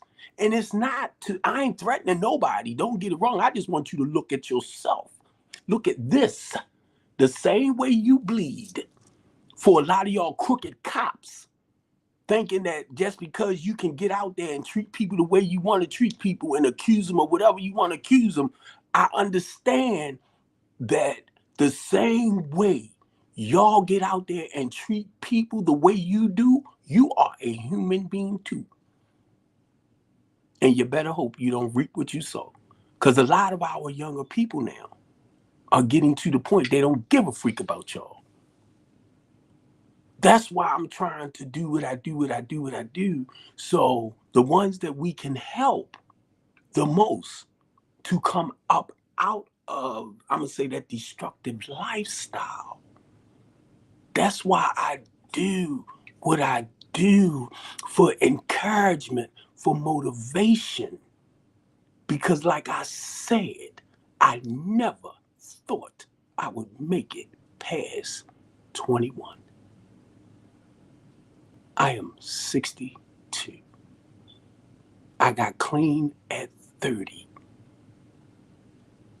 I've been clean for a little over 31 years. I'm only giving back what was freely given to me.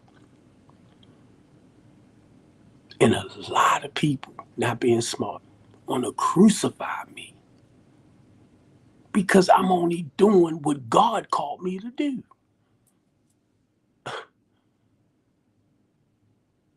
God called me on this.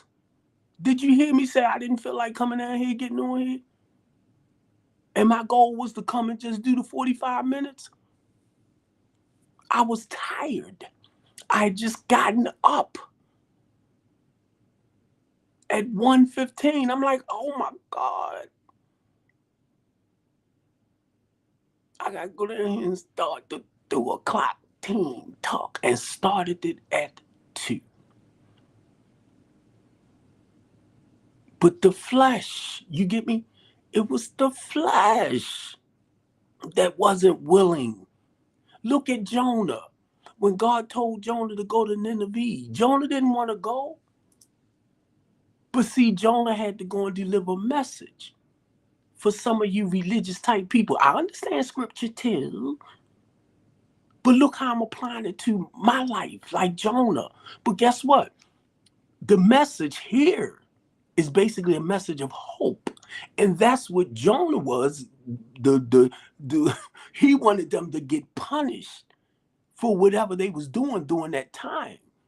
But the goal with us is sometimes your flesh is not willing to do what the Spirit has called it to do.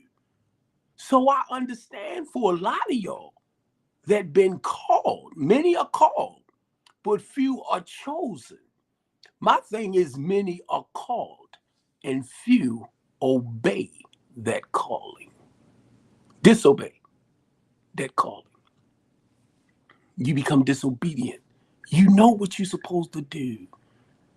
Excuse me, y'all. And I can't knock you because I understand it's not you personally. It's the flesh from time to time. I don't know. I'll say like that.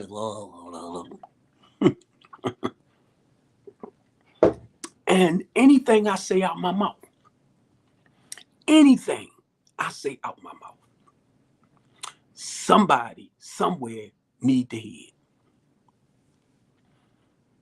I don't know who it may be. But let me go back to this because I'm looking at it again. And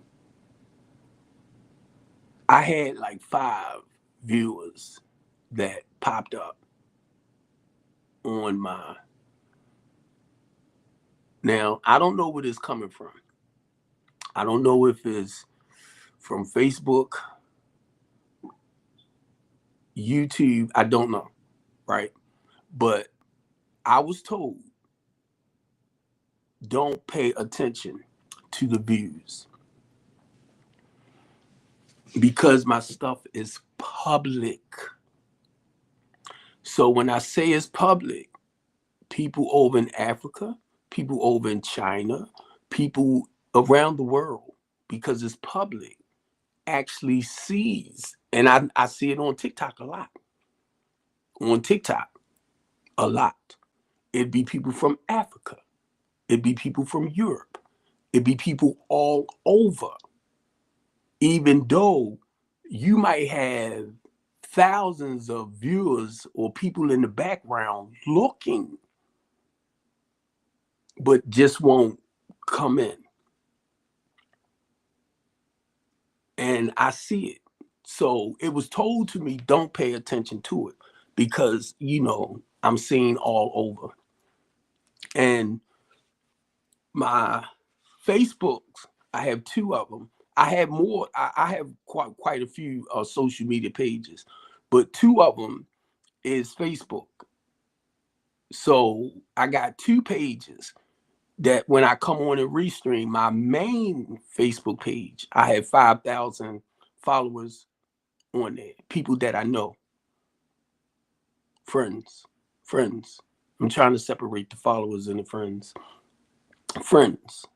right? And basically, I know a lot of them. I do. When I skim down there, I know this, I know that. And if I don't know you like that, we only have like 2-3 friends together, I'll delete that. But I gotta watch that too, because that could be that main person, that important person that you need to hear your stuff that will help you grow. You get me? So I have to be real careful, right? So anyway, I know my main Facebook page, 5,000 of y'all. And I know a lot of y'all personally, church members, NA friends, just people I grew up with. And I mean, and a lot. At one point, people used to comment, they used to support me. But over the years, it's like, I guess they looked at me and they like, something wrong with him. He ain't right. He ain't this. No, I'm the same loving, caring, kind, considerate, spiritual dude that y'all call pastor, that y'all call bishop. I'm just not your trying to be perfected guy. Okay? I was there at one point. But it's a looseness when I'm here. If I'm in City Hall, if I'm down in Annapolis, or if I'm asked to come to Congress and speak, or if I'm asked, because being a community organizer, stuff like that, right? But if I'm asked, we go somewhere, the group of us, like we went to Detroit, stuff like that. I'm just using that as an example. Some of our organizers go to anywhere they need somebody to come and speak. And if our director asks Steve, look, we need you to come and join us, such and such and such, and speak on this and speak on that. I might not like whatever it is, but I'll learn a little bit about it and how important it is, or why it's important to speak on certain things. I might not totally agree, but then once you help me understand why, then I'll get it. And I say, okay, so I'll learn a little bit about it. And that's a bill that we don't want to get into law. So we might speak against it.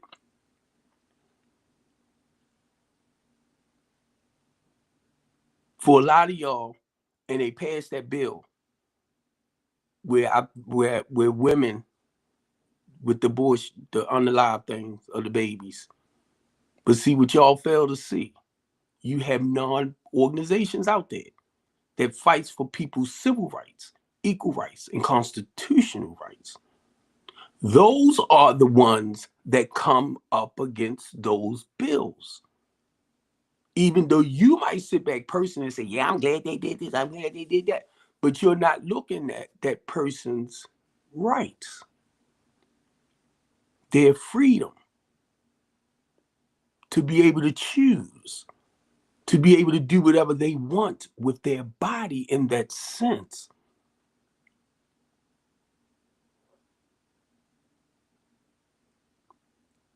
So you have people like Communities United. And it's not Communities United itself.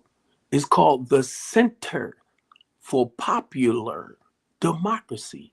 And they're all around the world. So I'm listening to people talk more about one person and bills. No, their policy. No, they don't write policies. They're not writing policies because y'all reading off of their pages. They're not writing policies. Their administration is the ones that's writing down certain policies of what they like and what they disapprove of. That's the administration. Y'all don't get it. Only because I'm in the field, I understand the process of what they do. But when you in it, you understand certain things. And the reason why I went there, because keep in mind, as an activist, as a human rights advocate, as a person that does the couch conversation show, As a person that does the Teen Talk show, I have to be filled with information like y'all do. But my information is coming from personal. I don't do a lot of research like y'all. What I do, I deal with groups like the ACLU, American Civil Liberty Union. They fight for the rights even of immigrants. So y'all think it's just like and they fight against the policies that's created, the laws that's created. So a lot of us know this stuff way before y'all hear about it.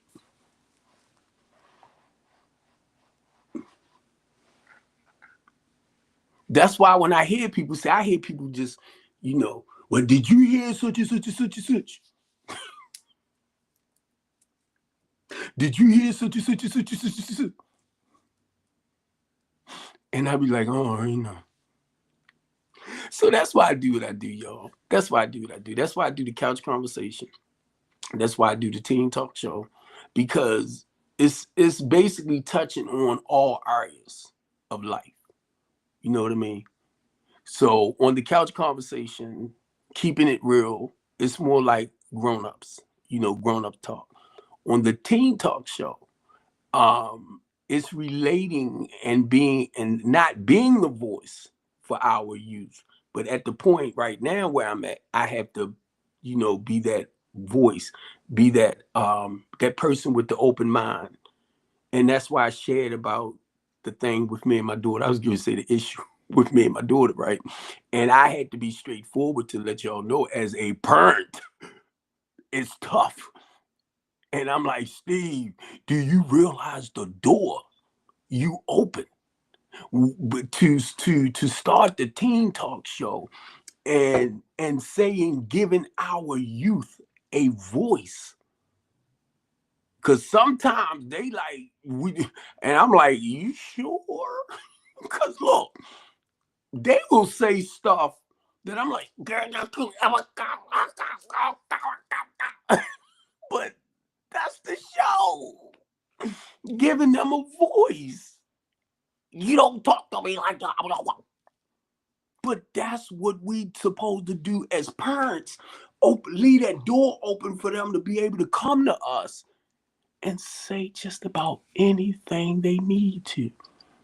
And I'm like, are you sure you still want to do that?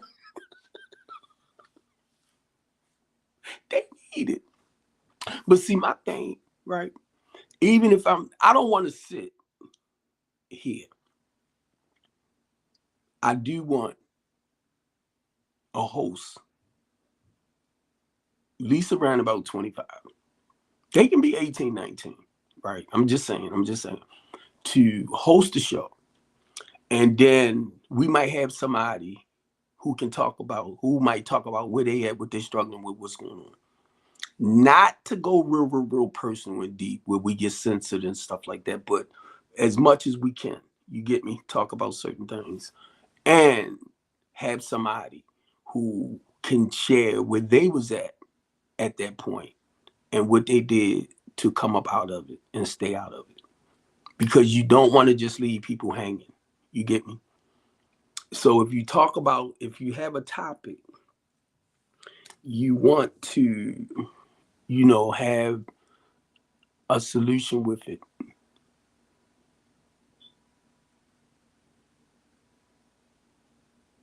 Sometimes people just need to get stuff out. And I understand all that. So that's why I do what I do.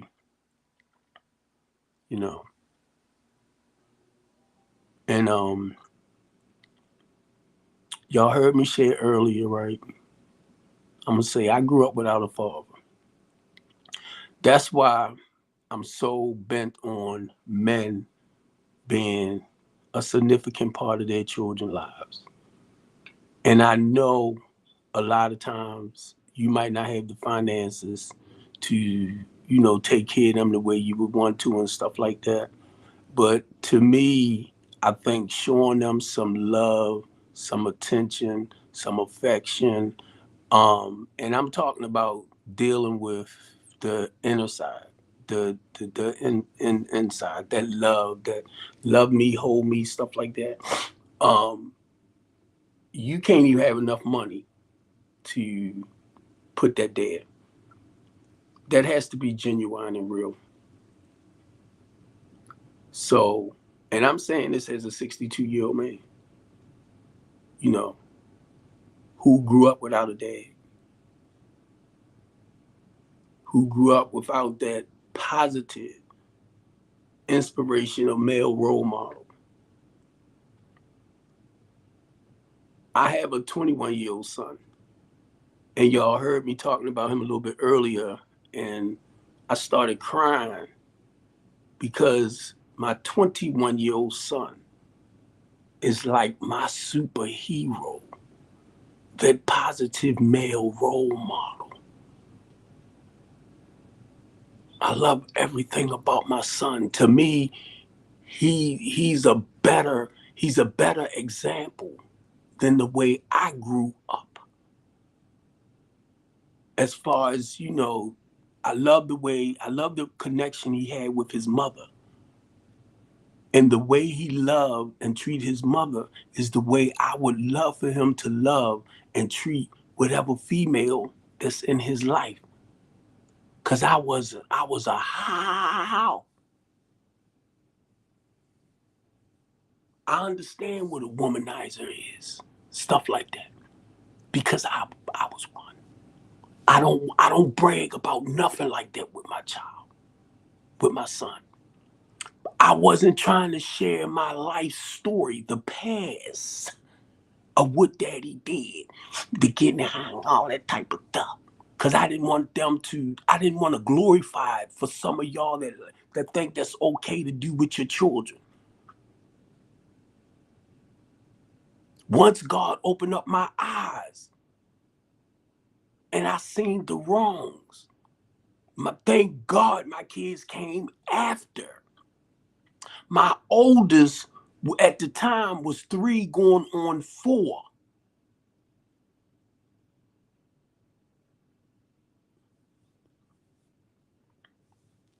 So she never seen her father like that. That's why I don't care if you caught up in a certain lifestyle, kings and queens, you can turn your life around. And if people tell me, oh no, they ain't gonna change, they ain't gonna this, they ain't gonna that, you shouldn't tell Steve Copeland that. Because you might not have no hope in them, or you might not have, a sense of belief in, but I will tell you, oh, they can change if they want to change. Yes, they can. Why? Because now I have over 31 years.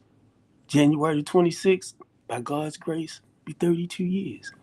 So you can't tell me they can't nobody change as long as they still alive and living. And if they want to change.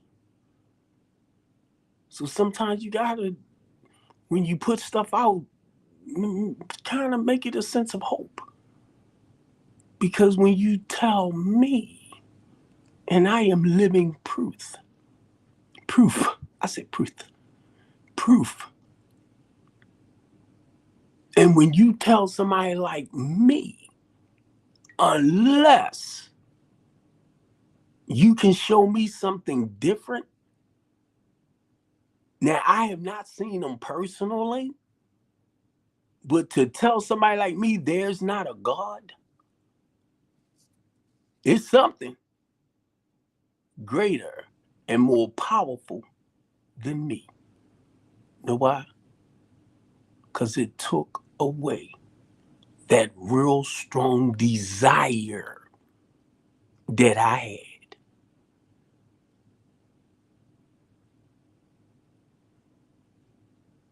I have not, and I can say that a day at a time, had the desire to use.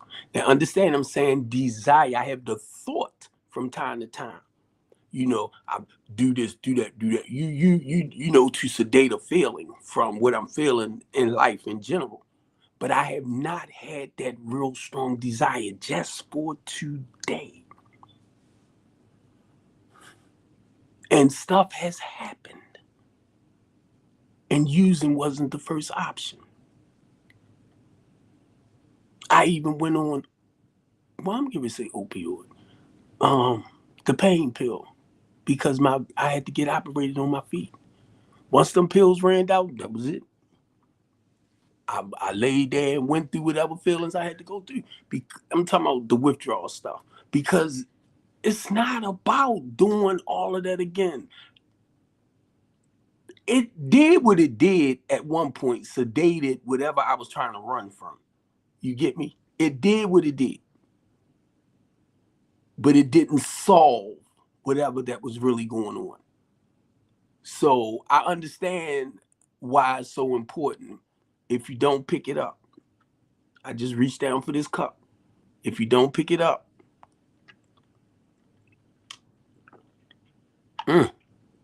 it's some good coffee. It can't get in me. Put it down. If you don't pick it up, mm, mm,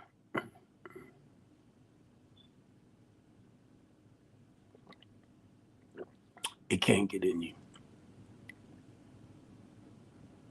If you don't pick it up, you know what? For the longest, for the longest time, I didn't grab hold of that. Now, mind you, I didn't use, but I didn't understand the concept. If you don't pick it up, it can't get in you. Oh, if I don't go and cop, stuff like that, it can't get in you. See, sometimes stuff don't click just like that. So you have to hear it over and over and over and over and over and over and over again and understand if you don't pick it up. So now, mind y'all, and I am going to go. I keep saying it, but now keep in mind, anything I talk about, God is going to take me back to when I was young, as far as I can remember. 5, 10, 15, 20, 25, 30. He's going to bring me up. He's going to bring me up. That's why I do what I do. Because God, it's like he reminds me. And a lot of us now that we're older, it's like we don't, if we relive the past, it tends to cause us to be depressed and, go through changes, stuff like that. So he'll take me back just to bring me up.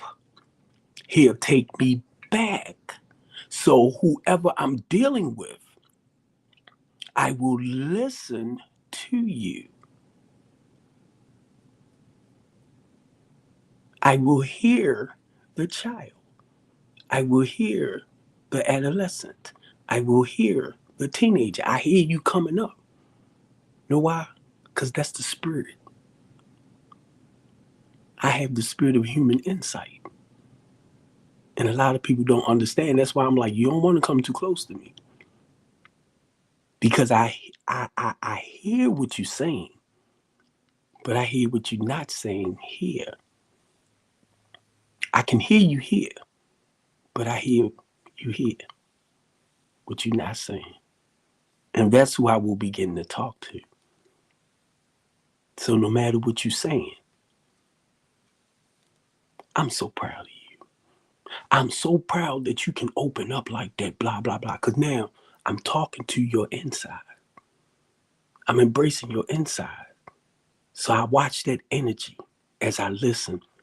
Because now the goal is you'll have that freedom to be able to say, I can tell him whatever I want and feel safe. That's the conversation I had.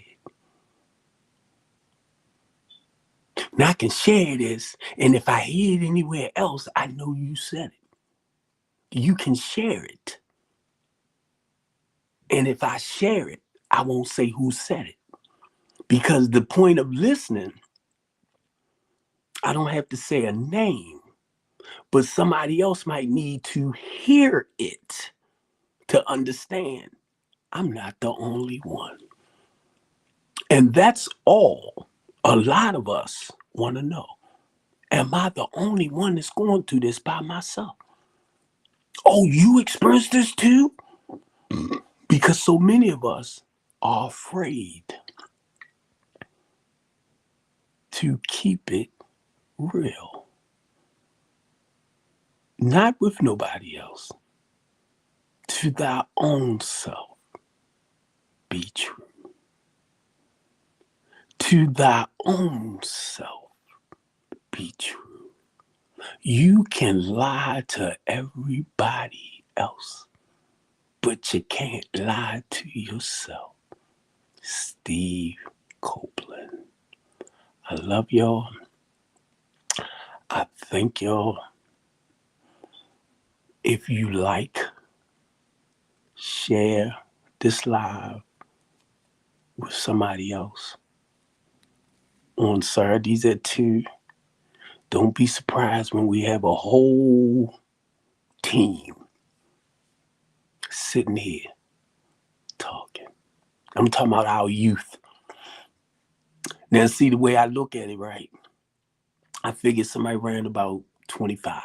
I just use that age thing, group wise, that can better relate to the youth to host the show and keep structure with it. You know what I mean?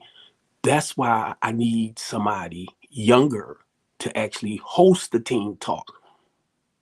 I don't have a problem being here if I have to, but that's the goal of getting a studio too, so that it's like 92Q and stuff. I just want a studio where we can come out and we can do what we do, and whoever tend to host the show, we have more than one host in case that host can't make it. Somebody else will, start it. So this is what I'm working on. I'm looking back forward to doing. We need a host. I need a host. I need hosts and panelists. I need guests. And I know God gonna let it happen. He's gonna let it happen. I already know it because that's what he laid on me. Some of y'all who feel like, I ain't helping with nothing. I ain't helping this. See, you taking it personal because it's not. It ain't me because I don't like the way he look. I don't like the glasses that he got on. I don't like the way he talk. I don't like the way he got his lips right there. And he's saying this and he said that. I don't like it because his fingers like this. It's not about me.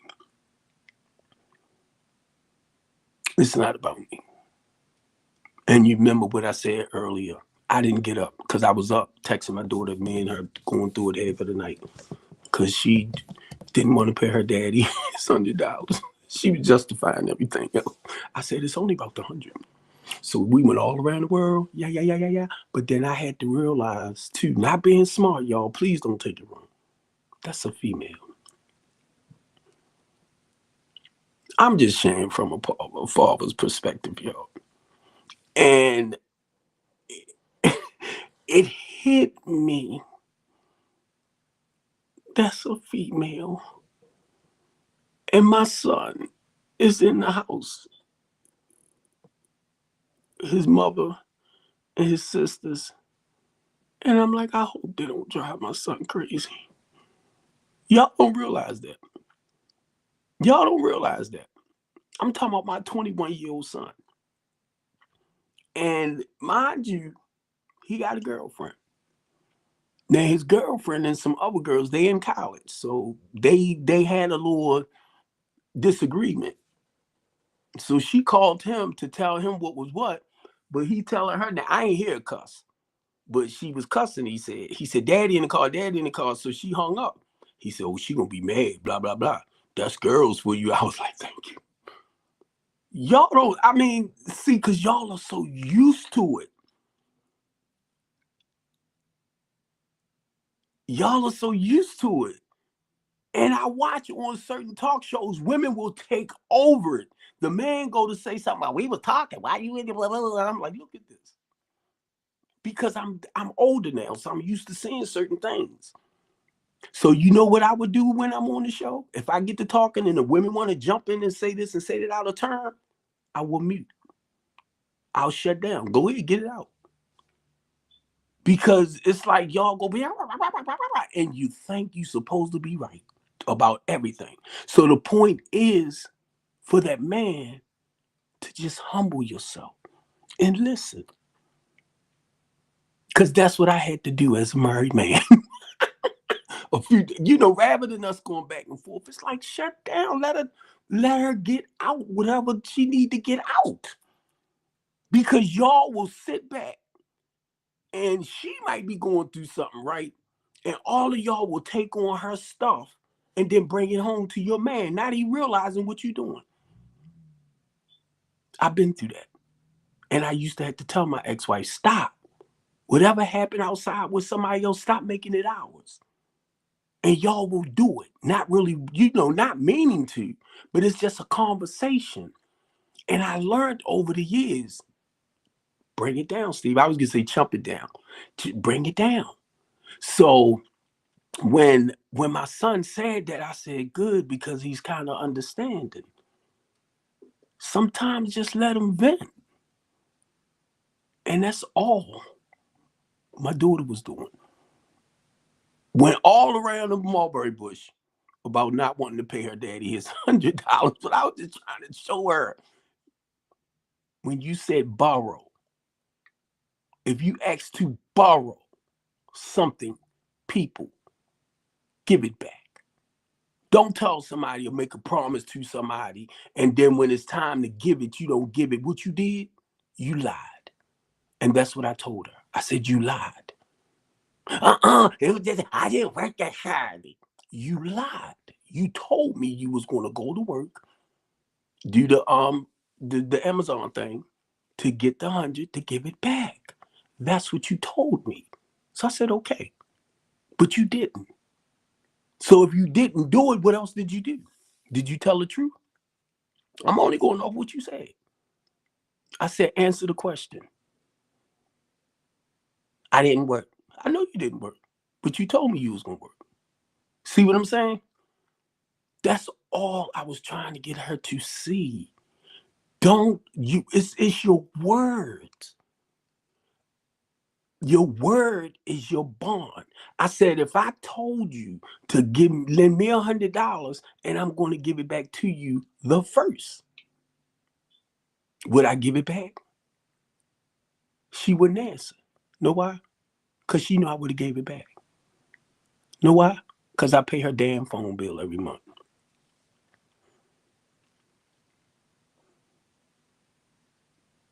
So I was trying to make a point. If I say I'm going to do something, every time when my SSDI come in, I send her the money for her cell phone bill and my son. You ain't even got to call me and ask me. I sent it. Your iPad is on my phone bill. I'm paying 2 phone bills. Close to $500, 2 different bills.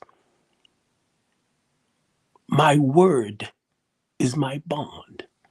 So you don't have to call daddy. Dad, you gonna pay me? You gonna send me the money for the bill?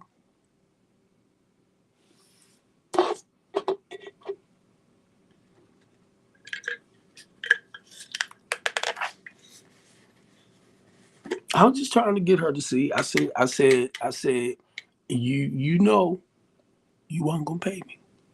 Just admit it, because you used to be doing things for you. You really, I wasn't gonna ask for it back. I said, Daddy, money running low. I said, Daddy, money running low. I need my money. Well, you don't do that to Steve. I said, you and Steve is 2 different people. And she is so rotten. Me and her mother, basically whatever she wants, but all our kids now, not being smart, but that's the one.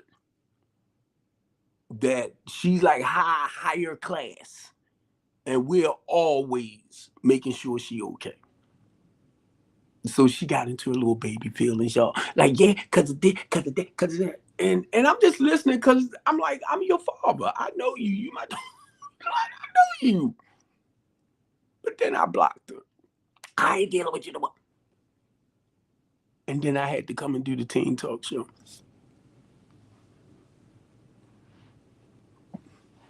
You started because giving our youth a voice. You get me? And it taught me last night some of the stuff they say out their mouths, we're not going to like. I'm telling you. And I said, I gotta share this. I said, I gotta share this because it's like a part of me was like, I'm your father, you know, blah, blah. But that's the point of opening the door as far as us being there for them and allowing them to be able to, you know, speak what's on their heart and what's on their mind and not getting upset about it. You get me? That's why I had to share that with y'all, right? Because I'm like, wow. And that's just being real as a parent, you know, because it's like, hey, you know, I'm with my belt. They grown now.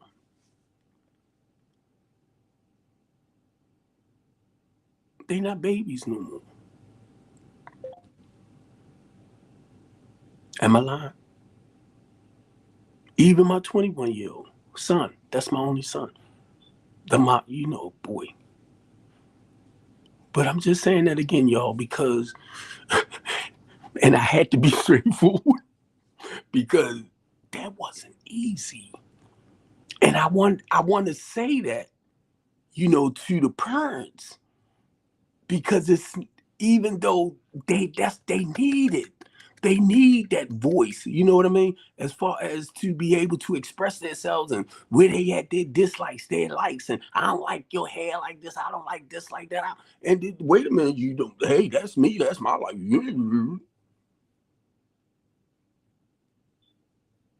Listen. And I definitely had to go there. I had to share that because I'm like, you know, that man, look, I'm your father. I'm your parent. I just had to share that, y'all, because look, I'm like, Steve, that's the whole point of you doing the Be More's Real Team Talk show. And not just the Be More. I don't know too many other,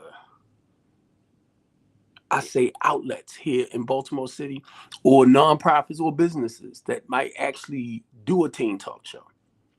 I haven't ran across, be honest with you, another one, except for some people that try to emulate what I was doing. I don't think it worked. But either way, good idea.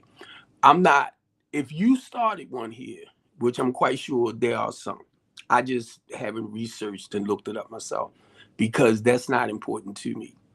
If you have one and whatever you're doing on your end, you know, we can collaborate together, talk about certain things. I don't have no problem with that, you know, just to help each other, support each other. That's all I'm trying to say.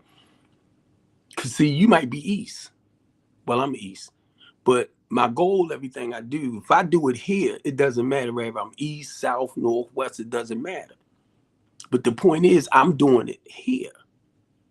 And if you're doing it over there, we're still getting the message out.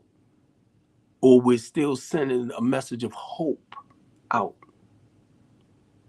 Rather, you're doing it your way, on your end, and I'm doing it over here. I know a lot of people that work with youth. So the goal is I have to start getting out more again so that I can start lining stuff up again. But I have to get this situation with this ankle bracelet and all of that done with.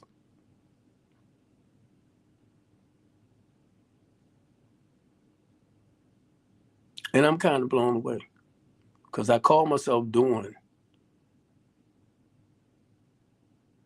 an Alfred plea. Came off the home monitor on November the 4th.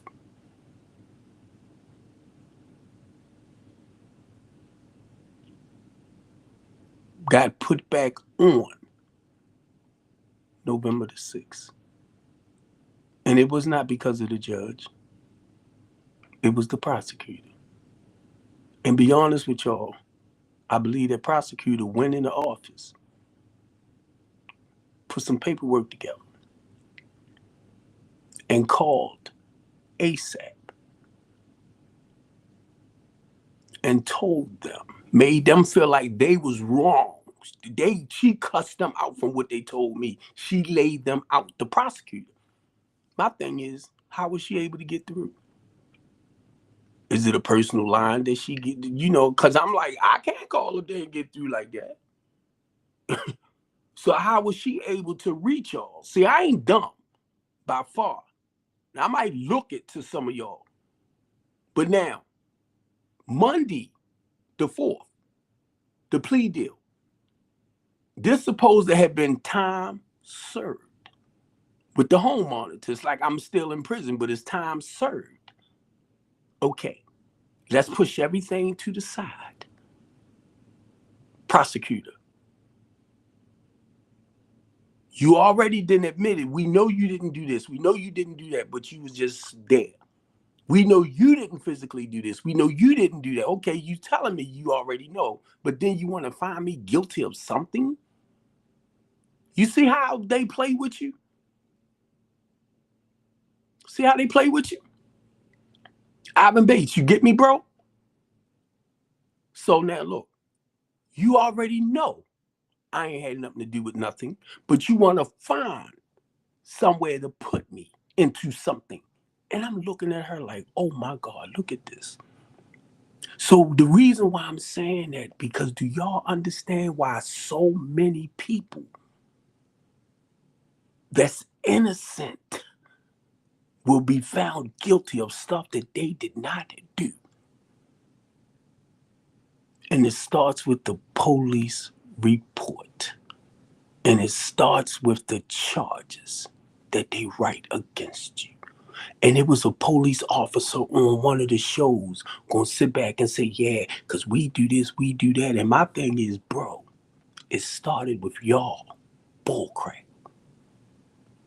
He dropped down after a while because the judge do not know whether the police report is correct or not. They don't know if the charges are real or not. And then guess what? The prosecutor don't know.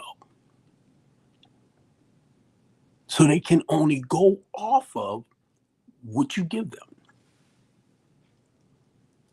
It starts with the police. Why did y'all allow me to see this? Because you know why all them charges is there? Because it gives the state's attorney something to play with. They might can't charge you with everything. Well, we can play more with this, and we can play more with that, and we can use this right here, and we can flip it and plan. And see, now, mind you, I'm just a real simple dude, and I'm watching you. I'm just a real simple, uneducated man watching you play and flip. And I said, look at this sloppy bullcrap. And guess what? How can I be charged with home invasion, burglary? Now, these are my clients. These are people that's in my housing program. This is business for me. So you telling me I did a home invasion on the property that I'm leasing in my business. This is my business and property, like a recovery program that I'm leasing, but I'm doing a burglary on my own stuff. I'm doing a home invasion on my own stuff.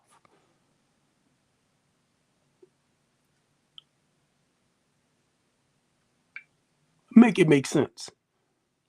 This is what the police wrote.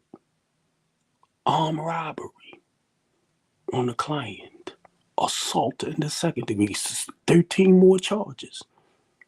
The police did. The officer, the detective lady that called me around so they can interrogate me, got mad at me because I talk. And when they asked me a question, I gave them a 2-minute sermon. This is what she said. That's all you got to do is say yes or no. I said, no, I won't. You asked a question. A question deserves an answer, right? You going to tell me how to answer a question? I didn't tell her that, but that's what my mind was saying. She said, that's all you got to do is say yes or no. I said, no, I won't. So you want to see, you wants to, detective, be in control of how a person respond to a question. You asked the question and I answered. She got mad at me, and when I looked at her, because I'm like this, she's sitting right there. She looked like if I could jump across that table, and I felt it. I will whoop you up. And I felt it.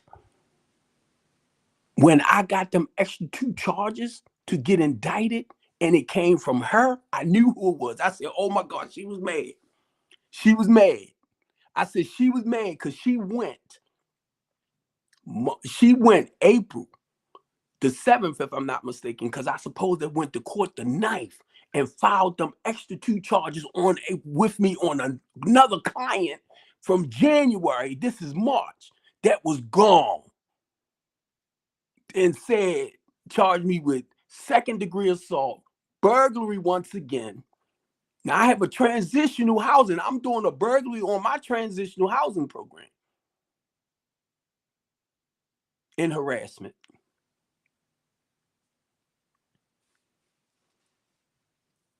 Had me indicted. So the prosecutor went off some fake, phony paperwork. And I know it. And she know it too. So like I said, and I apologize for like going too far left. I should not be on this home monitor. But it shows me how the freaking court system can play us.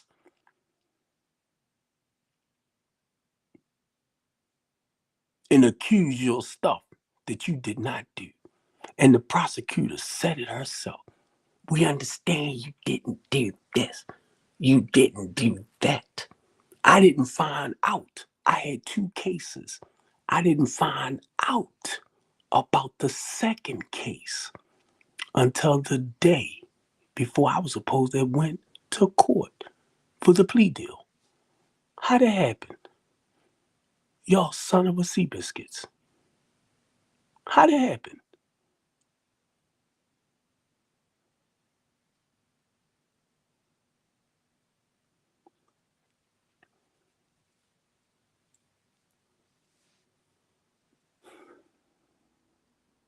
Now I'm going to say this again. Do y'all understand why I do what I do as far as coming live to talk about life on life term situations? If you have not, or you don't know what it is to have been innocent of something, to be innocent and found guilty on their grounds. And it's not innocent until proven guilty, it's guilty until proven guiltier. And guess what? I have not had the chance to talk with a judge to tell them I am Steve Copeland from Baltimore City. The name of my LLC is Strengthening the Community. I am a community activist. I am a community organizer. I am a homeless advocate. I'm a human rights advocate. I speak out for the people. I helped to get the plane here to help reduce the homicide rate. We tried to get a bill passed for the fentanyl and opioid epidemic. So what the freak I look like trying to hurt somebody when the goal is to help them? Your honor. Now, mind you, y'all see how I talk, y'all see how I act. I was scared. I was like, no, boy, you go in there without a lawyer, because I'm gonna come. I am gonna come. But because I'm not used to like their laws and their rules and their regulations on this end, and I'm gonna say this, I'm not used to their language because I come with my own. And that's the truth. And my truth don't need no support. If you would allow me to explain to y'all who I am, what I do, blah, blah, blah. I deal with Ivan Bates. I deal with Brandon Scott. I deal with a lot of our Democrats, a lot of our Republicans. I'm in the community trying to help save lives. What I look like trying to take lives when the goal is trying to help save lives. For a lot of y'all in Baltimore City that want to label me as the most hated man because y'all don't like the way I speak or the way my face look when I say certain things, or how I might get into my feelings and emotions when I get to sharing stuff. When I get to sharing stuff. I don't like him. It ain't about you liking me.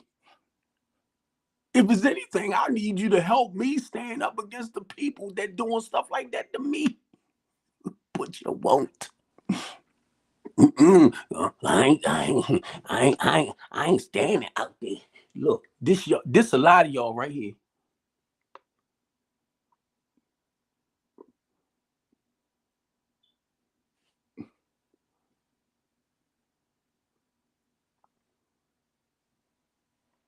Steve Warren. I ain't going on there. Eastern District Police Department might see me on Steve Live.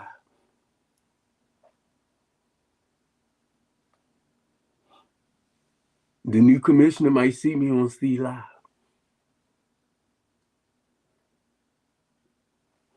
Right now, Steve Live is on Twitter, right?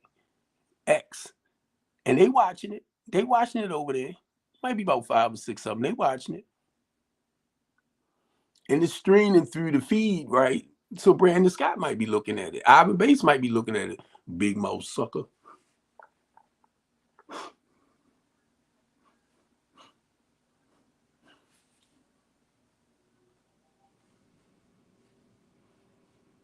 This is a lot of my church members. In the name of Jesus. In the name of Jesus. Hallelujah. Hallelujah. Hallelujah. Hallelujah. Hallelujah. I'm peeping from around the corner. A lot of my NA friends. Hey, Gary, you too. You need to come back to an NA meeting, Steve. You need to come back to an NA meeting. Everything ain't for social media, Steve. Who got that thing to your head, man, telling you to tell me that? You need to come back. Come back. I don't want to be seen with Steve. Hey, Will, hey, Willie, what? You need to get me on your comedy show, bro. So I can sit up here and talk about us, us, us. You need to get me on your comedy show. And y'all get mad. God dang it, it's been almost 3 hours. I've been on here almost 3 hours. Look, I'm gonna show y'all this again, y'all. Cause this is how I have to go to see if I'm on my stream channels. Now this is Twitch. This Twitch. Look, it's showing it. That's Twitch. So this go to show I'm live streaming to Twitch. And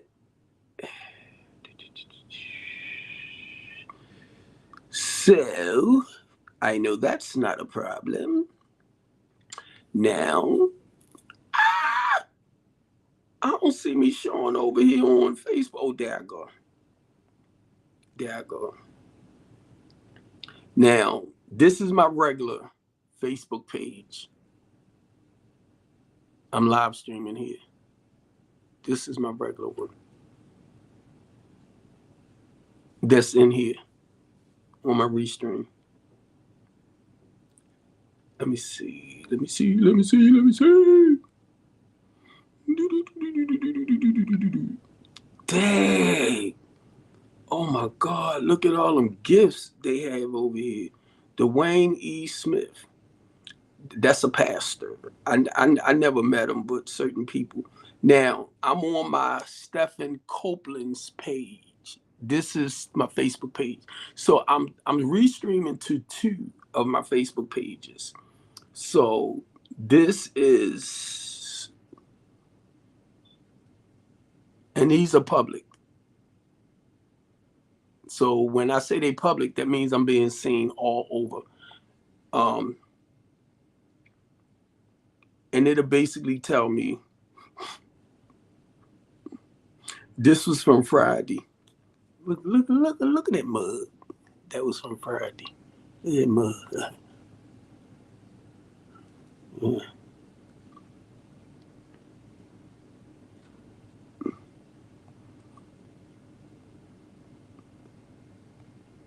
All right. See, sometimes it's like I said, it's just a check to see if my stuff is actually streaming out. Now, oh my God, Kim.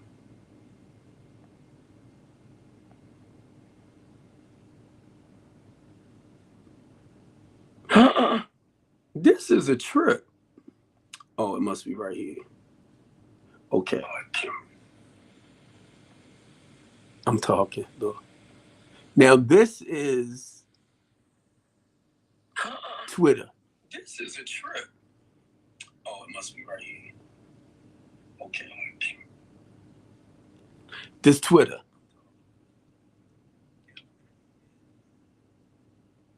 Now y'all see I'm sitting right here on the couch. That's why I like Restream.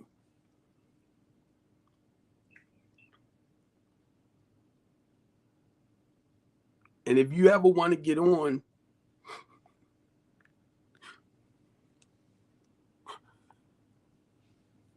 look at Kim Clancy. And she was running for Congress.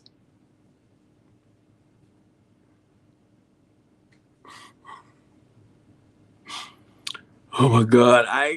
Let me stop before she hit me and call my phone. I'm like, you ain't gotta be showing my picture or your thing. You ain't gotta be talking about me. Shut up, woman.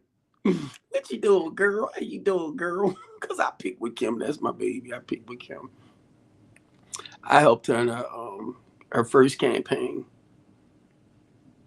Now, I be trying to see myself live on my YouTube. I haven't found it yet.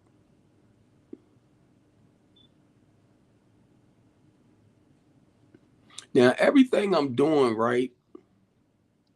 Everything I'm doing, y'all, is basically I'm trying to grow my live streams. I'm trying to grow because this can turn out to be like a regular talk show, just like they do on 92Q and all this type of stuff. And I'm looking at people like Oprah Winfrey, Tyler Perry, stuff like that, right? Hey, what's up, Tony, baby? I'm looking, and now he's in, what is it, South Carolina, Tony? He's down in South Carolina. And Maxwell, if y'all ever see Maxwell responding to certain things, he's in Liberia. So whenever I get my, say, like monthly analytics right to let me know like where I'm streaming in the United States at about 67%. around in the United States. So it might be 3% in Liberia. I'm just using that as an example. It might be 9% in another part of the world, that people that's actually looking at my stuff. I don't know if they can respond back or not. I know on TikTok you can, if you know, in other countries. Now, it's a lady in the UK that Facebook banned because she's a fighter like me, and she fight against the politicians over in UK that's actually sleeping with children. And sometimes, like, if I don't hear from her, because I know the government is on her a lot, so if I don't hear from her, I be wondering, understand what can happen to us for opening up our mouths. So because of what she do, right, she can be, she can be taken down or on home detention like me. Maybe not home detention. Get me now. Maybe not home detention. Because of speaking out. See, y'all think we're the only people that's going through what we're going through, right? As far as country, city, stuff like that. No, no, no. And I'm trying to find my live stream on YouTube, because I'm live streaming. It's just, I don't know how to hit it straight out. So I went over to my live. I see my live from yesterday. But Devin came on from my YouTube, I think, and he was making comments on there under another name. And my thing is, if you want to come up and talk, come up and talk. That's what Tashawn was doing. Come up and talk. Come on. Then you want to try to knock me for, trying to grow a business. I'm trying to get to that point where I can actually monetize, get paid for what I do, because it's business. I do this out of my heart now. Don't get it all. That's passion, but it's business. Basically, I'm promoting. Basically, I'm advertising. I'm sharing stuff here that other people around the world that's doing some of the same things. What we do, we encourage and we motivate each other. Now, to show y'all this is my LinkedIn page. LinkedIn, for a lot of y'all that don't know, this is where a lot of businesses are at. You're professionals. So what I do, yesterday, what I did, I clipped some of my lives over here and swipe. What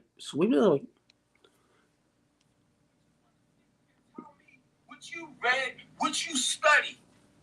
This what I sent over to LinkedIn. Well, I'm not a religious man, but you go by religious stuff. When I tell you my journey is spiritual. And see, the reason why I do this, right, because by me speaking out, other people see stuff like this. They might say, Mr. Copeland, can you come and speak at such and such and such and such?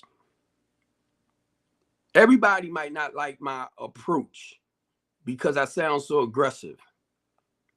And I don't want to lose it, but I actually want to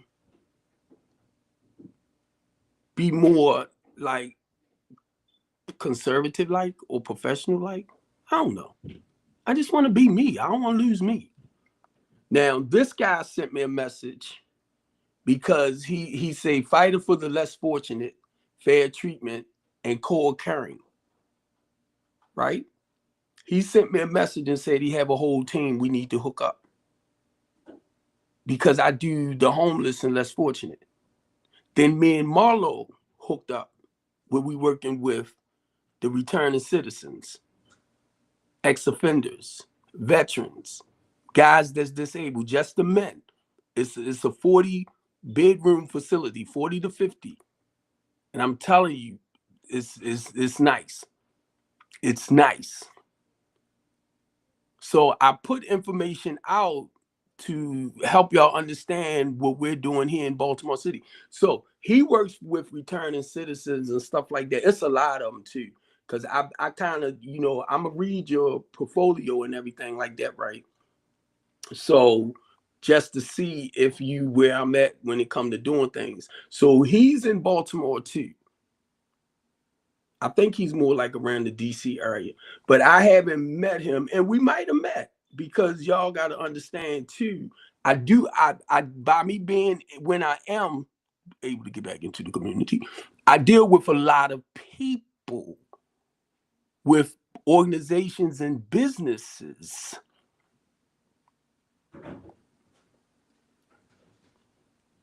I'm just trying to grow.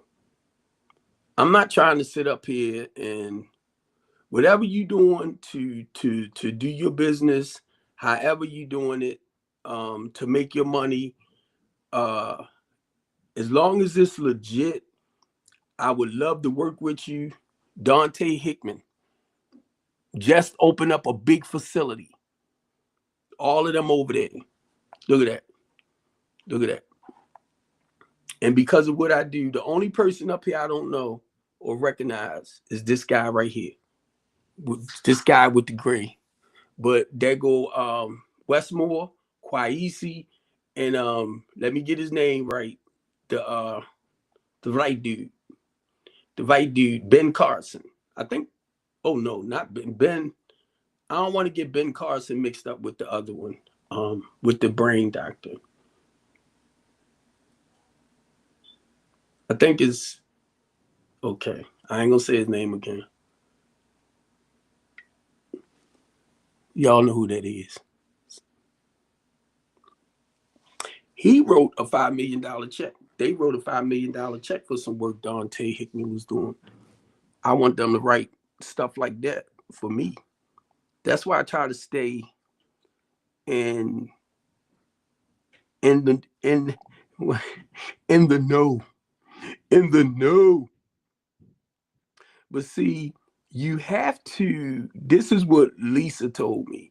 She was like, Steve, you have to, like, it's basically promote yourself. You have to let people see what you're doing in the community. That's why I post stuff over to certain social channels that I'm on, because there are people out there, philanthropists and stuff like that, that's looking to invest money in people projects.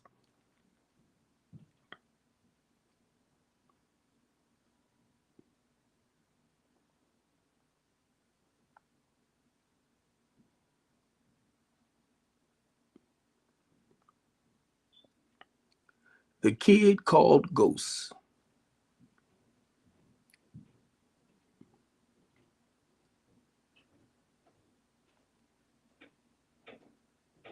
And I'm gonna tell you, a lot of people will, because I am so straightforward, a lot of people will step away from it. And it's people that admire my honesty and the information that I put out. But you have so many people who will sit back and try to discourage you, not to do what you do. And my thing is, and I'm not trying to be smart with nobody, but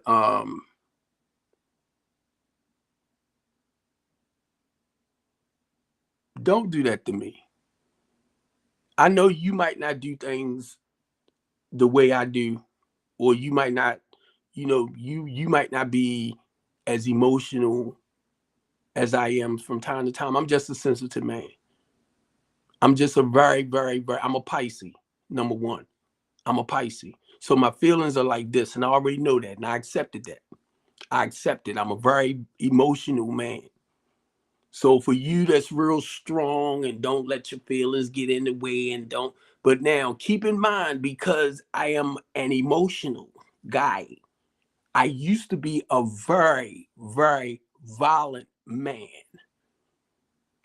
Okay. That's what I have to learn not to act out on. Those behaviors. That's why for me, I think it's okay.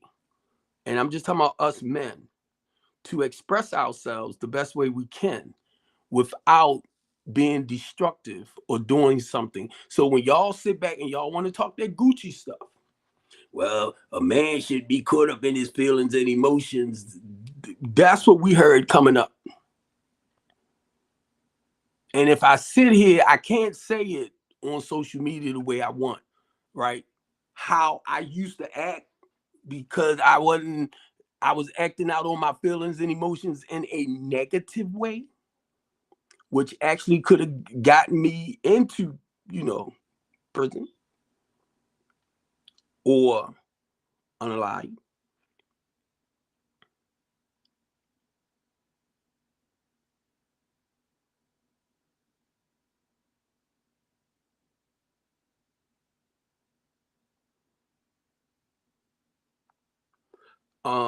Just to say that,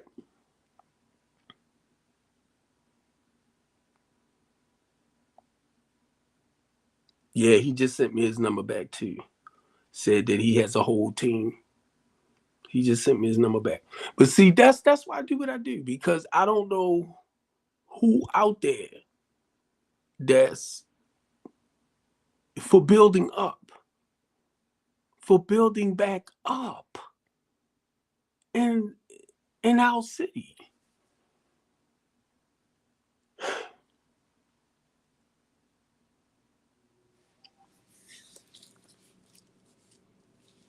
I don't know. And I won't know until I do this. I don't know who might feel me, willing to work with me. My goal is I don't want to keep speaking out.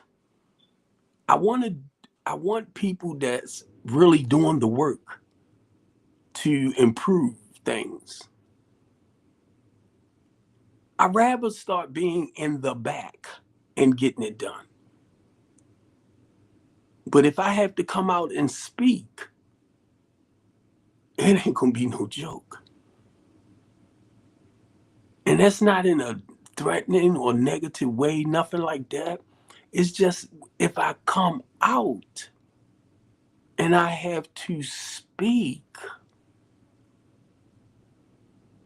I'm going to say things that I know a lot of people that likes to straddle the fence is not going to like.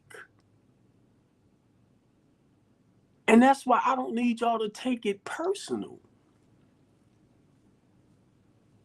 I need people to stand on some morals, values, and principles. You know, I need that because that's what I try to do. I can sell us out just like anybody else. I just don't want to do it in that sense to fatten up my pocket. I'm no different than nobody else.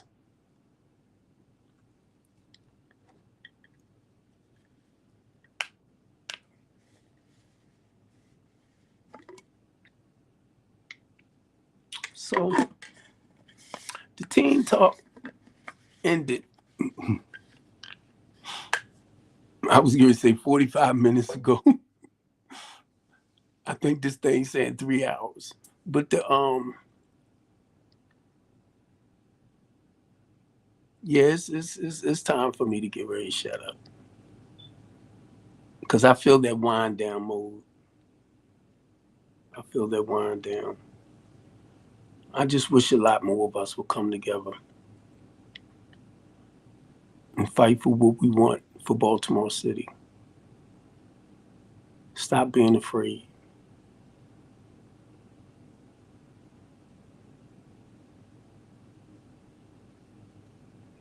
If we don't come together, I'm not going to say it will never change. It will be a slower process.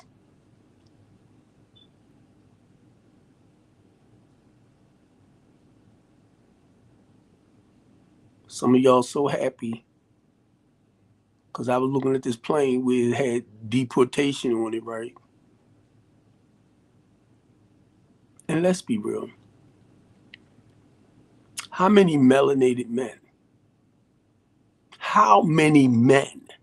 And I'm talking about the ones that's out there hustling and doing what they're doing to make a living. How many melanated men are going to go and work farms? Do you know that's going to remind them so much of what happened to our ancestors? So how many melanated men, if they get rid of a lot of the immigrants, like y'all want deportation, going to fill in those jobs? It never dawned on you, did it? How many melanated men?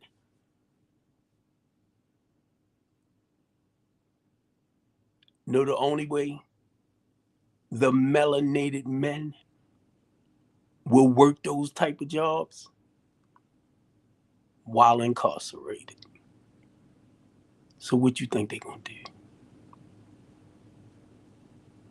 That's your cheap labor. Y'all are so intelligent. Y'all are so bright, but you can't see it. Who do you think? Oh my God, he's calling my phone now. Who do you think?